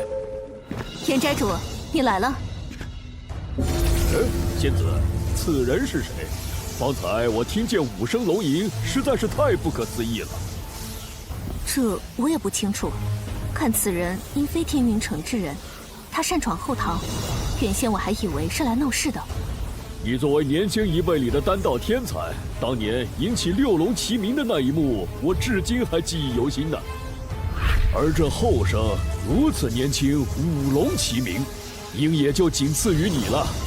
无上神界里卧虎藏龙，我们这些老家伙不服不行啊！这人确实天赋极高，岩斋主若是能将他收入分斋，对龙祖斋也是一大贡献。本座的天道之力，似与这盘龙柱之上的龙祖气息在相互感应交融，在此之际，又生出了些许玄妙的天道奥义，这倒是有点意思。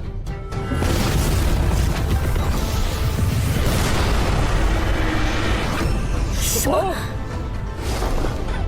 这不可能，一定是盘龙柱出问题了。这是9龙齐名！天哪，竟然有人做到这步了！闻所未闻，闻所未闻呐！哪里是什么炼丹天才，简直是天才中的天才啊！这些石龙竟然都活了！这是盘龙仙迹，9龙齐名，恐怖如斯啊！这就是盘龙柱的力量，倒是一杆数日奔波的疲乏，本座现下只觉得浑身甚为舒畅。盘龙柱之间存在着共鸣，一旦有任何一个地方9龙齐名，所有的盘龙柱都会有所反应。这一下，怕是这整个无上神界的龙祖斋都要不得安宁了。天哪，这是总斋又出天才了吗？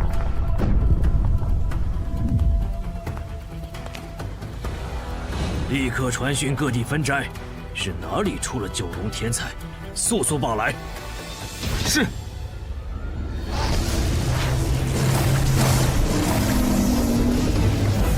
盘龙珠，居然化作鸡粉了！难道是承受不住这小子的资质吗？不过是替本座消解了些许疲乏，此柱竟塌了。为什么？自小人人都称我是炼丹天才，可我至今也不过是6龙齐名。9龙齐名，整个龙祖斋，不，哪怕是整个无上神界，都不曾听闻有人做到。公子实乃英雄出少年呐！今日能在我天云城龙祖斋平兴，也是一种缘分。不知公子是否愿意加入我斋？若愿意，我这斋中资源任你选用。什么？岩斋主竟然亲自邀请这小子加入龙祖斋，还让他使用斋中资源？废话，他可是9龙齐名的天才，若能收为助力，天云城分斋的实力说不定都能赶超无上神界总斋。据说总斋斋主之所以地位稳固，有一半原因是因为有青罗仙子这个炼丹天才的女儿。没想到今日竟然见识到了天才中的天才。本座并无兴趣。公子，公子毁了我龙祖斋的盘龙柱，难道就想这么一走了之了吗？哎呦，若是旁人损毁盘龙柱，龙祖斋势必要追究到底。但这公子可是9龙齐名的天才，若是得罪了他，总斋主怕是要责怪我办事不力。公子如此，怕是不太好吧？仙子，那你想如何？听我的侍女说，你想挑战丹道强，现在你已经通过了盘龙柱的试炼，有这个资格。正好，我对这天云城的丹道强也有几分了解。既如此，那便由我来考考你吧。仙子！青罗仙子，这是要亲自考核这小子？仙子此举也有道理，毕竟盘龙柱只能证明这小子丹道天赋极高，却不能验证他真正的丹道水准。现在我已设下禁锢结界，我会问你几个问题，若你能一一答出，我便不再拦着你。本座要走，岂是你能拦得住？不过既然你不甘心，本座也不妨让你心服口服。哼，好大的口气！第一个问题，我且问你，青玉丹如何配制？这是龙祖斋历代相承的六合天火，据说以六合天火炼制丹药，能激发出10倍的药力。配制青玉丹，需杜兴草1缕，千余果1颗，千重瓣雪莲2朵，青星3叶花1朵，雪骨参1根。到炼制，即成。不错，青玉丹的炼制方法最难掌握的便是每种药材的分量。即便是龙祖斋经验丰富的炼丹师，也极易因不慎而引起反噬。好，算你不是空有几分天赋。接下来，我要你回答赤血散的炼制方法。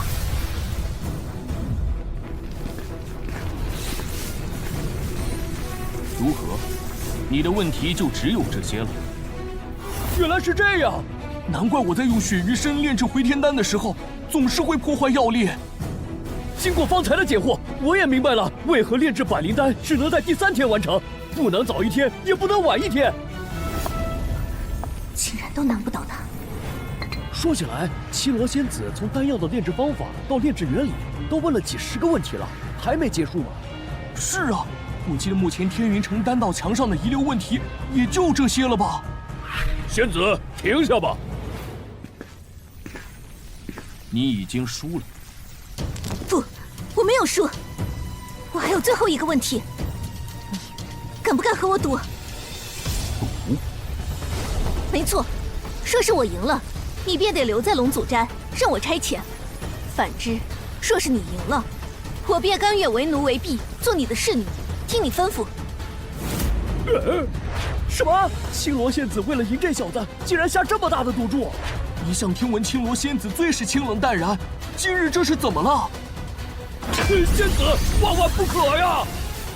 糟了，青罗仙子能赢则算了，若是输了，宗斋主一怒之下，我这分斋斋主之位不仅不保，怕是连这一身修为都要被废呀！听着，这炉中已有无相天命丹的5种炼制药材，我要你补全剩下的，将丹药炼制而成。这无相天命丹，乃丹书上记载的无上神界失传已久的丹药之一。由于这丹书只遗留下残卷，世人只知晓其中3种药材。为了制成这无相天命丹，我苦苦研制了3年之久，并在半年前终于补上了另外2种药材。然而，继续炼制时，我发现这几种药材的药力忽然开始莫名相斥，根本无法融合。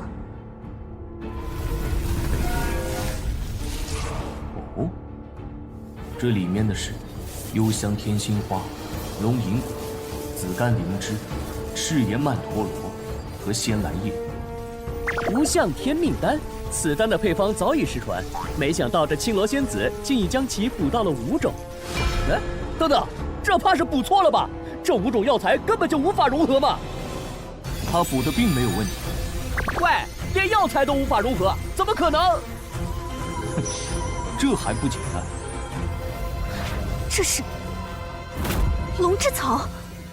当初我也想过，继续以龙之草入药，便能消解其他几种药材在最后相揉时产生的相斥的药力。但与此同时，此物也极易产生杂质，且无法去除。一旦加入丹炉之中，炼丹失败事小，只怕还会爆炸反噬炼丹师。原本我以为你即便解不了此题，或许也能给我一些启发，但看来是我高看了你。现在你已经输了。现在论输赢，怕是为时尚早。喂，你疯了，还不快住手！这样你会被反噬的。炼丹炉震荡的好厉害，怕是要爆炸吧？这是无上神界随处可见的一星幻星草。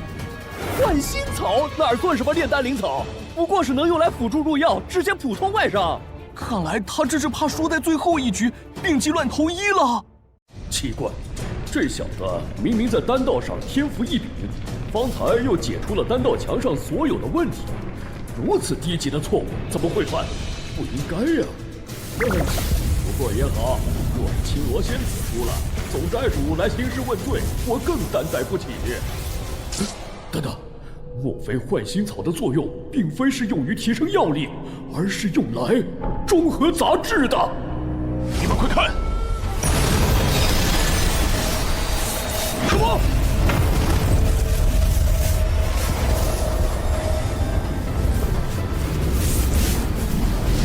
这是无相天命丹，这若隐若现，蕴含着浓郁天道气息的水流状丹纹，正为这便能令人沉心静气，摒除一切杂念的丹香。不会错的，这便是丹书残卷上记载的无相天命丹呐！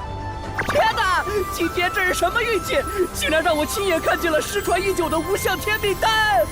等回了宗门，我定要向师兄师弟们好好炫耀一番。等等，既然这小子列出了此丹，那依照青罗仙子她刚刚说的赌约，仙子她岂不是要当人家的女使了？今日幸得公子莅临我斋，我等这才见识到了九龙齐鸣的传奇之景，实乃我斋之幸，又怎会将盘龙柱的损毁归咎于公子？只是仙子她太过年轻气盛，才一时冲动说出了那番赌约，还望公子也勿要见怪。如此说来，你们龙祖斋这是要反悔了？这不是废话吗？青罗仙子可是总斋主之女，岂可真给人当女使？话是这么说，但若传出去，出尔反尔，他是也有损龙祖斋的声誉吧？这个……哼，谁说我要出尔反尔了？严斋主不必为我找借口了，我认便是。仙子万不可再冲动啊！赌约是我亲自定的，你既然炼制出了无相天命丹，我认输，愿意当你的女使。哦，当本座的女使？没错，我龙祖斋的人绝非言而无信之流。你现在若有什么要求，便提吧。哦，罢了。喂，等等，你去哪儿？这是什么意思？当本座的女使，你还不够格。我没听错吧？这小子刚刚是拒绝了青罗仙子啊！而且说的还是青罗仙子不够格给他当女使呢，这也太狂了吧！仙子，你古兄，真的是你啊！你没事啊？我还在想啊，要是龙祖斋的人把你丢出天云城，该怎么拦下来？哎，说起来，方才里面好大的动静啊，是发生什么了吗？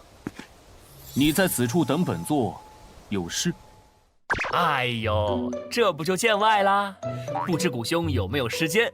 我想谢谢你今日替我出了一番恶气。啊，对了，关于这天云城的事，若有什么想问的，我也必知无不言，言无不尽。怎么样，古兄？本座初来此地，如此倒也省事了。好啊。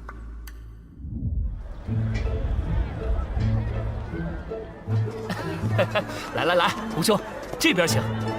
二位公子，里边请。兄先请。这个房间不错，我看就在此处吧。开！谁啊？先来后到，懂不懂？哼，没长耳朵是不是？我刚才说的话听不懂吗？就是啊，要是耳朵没用，不如剁碎了喂狗去。看那几个人的装扮，那是四象门的人吧？四象门可是咱们青龙州第一大门派啊，为何不在主城，竟然来了天云城？你们算了，这四象门的人不好惹，今天算我倒霉。古兄，还是别让这些人坏了兴致，我们换个地方吧。瞧那怂样，在这青龙州，谁敢得罪我们？除非活得不耐烦了。就是。干什么？重新去煨一壶热酒来。要是不满意，砸了你们这酒楼。是。见过。何必如此麻烦？什么？哎呀！如何？本座的这酒水，可喝得满意？你们瞧那3个人，一开始那么盛气凌人，但现在这狼狈的样子。先前我便有耳闻，四相门弟子每外出都横行霸道，这下可终于有人出手了。糟了！岂有此理！把这个嚣张的小子拿下！是，师兄。受死吧！这就是你今日不长眼的代价。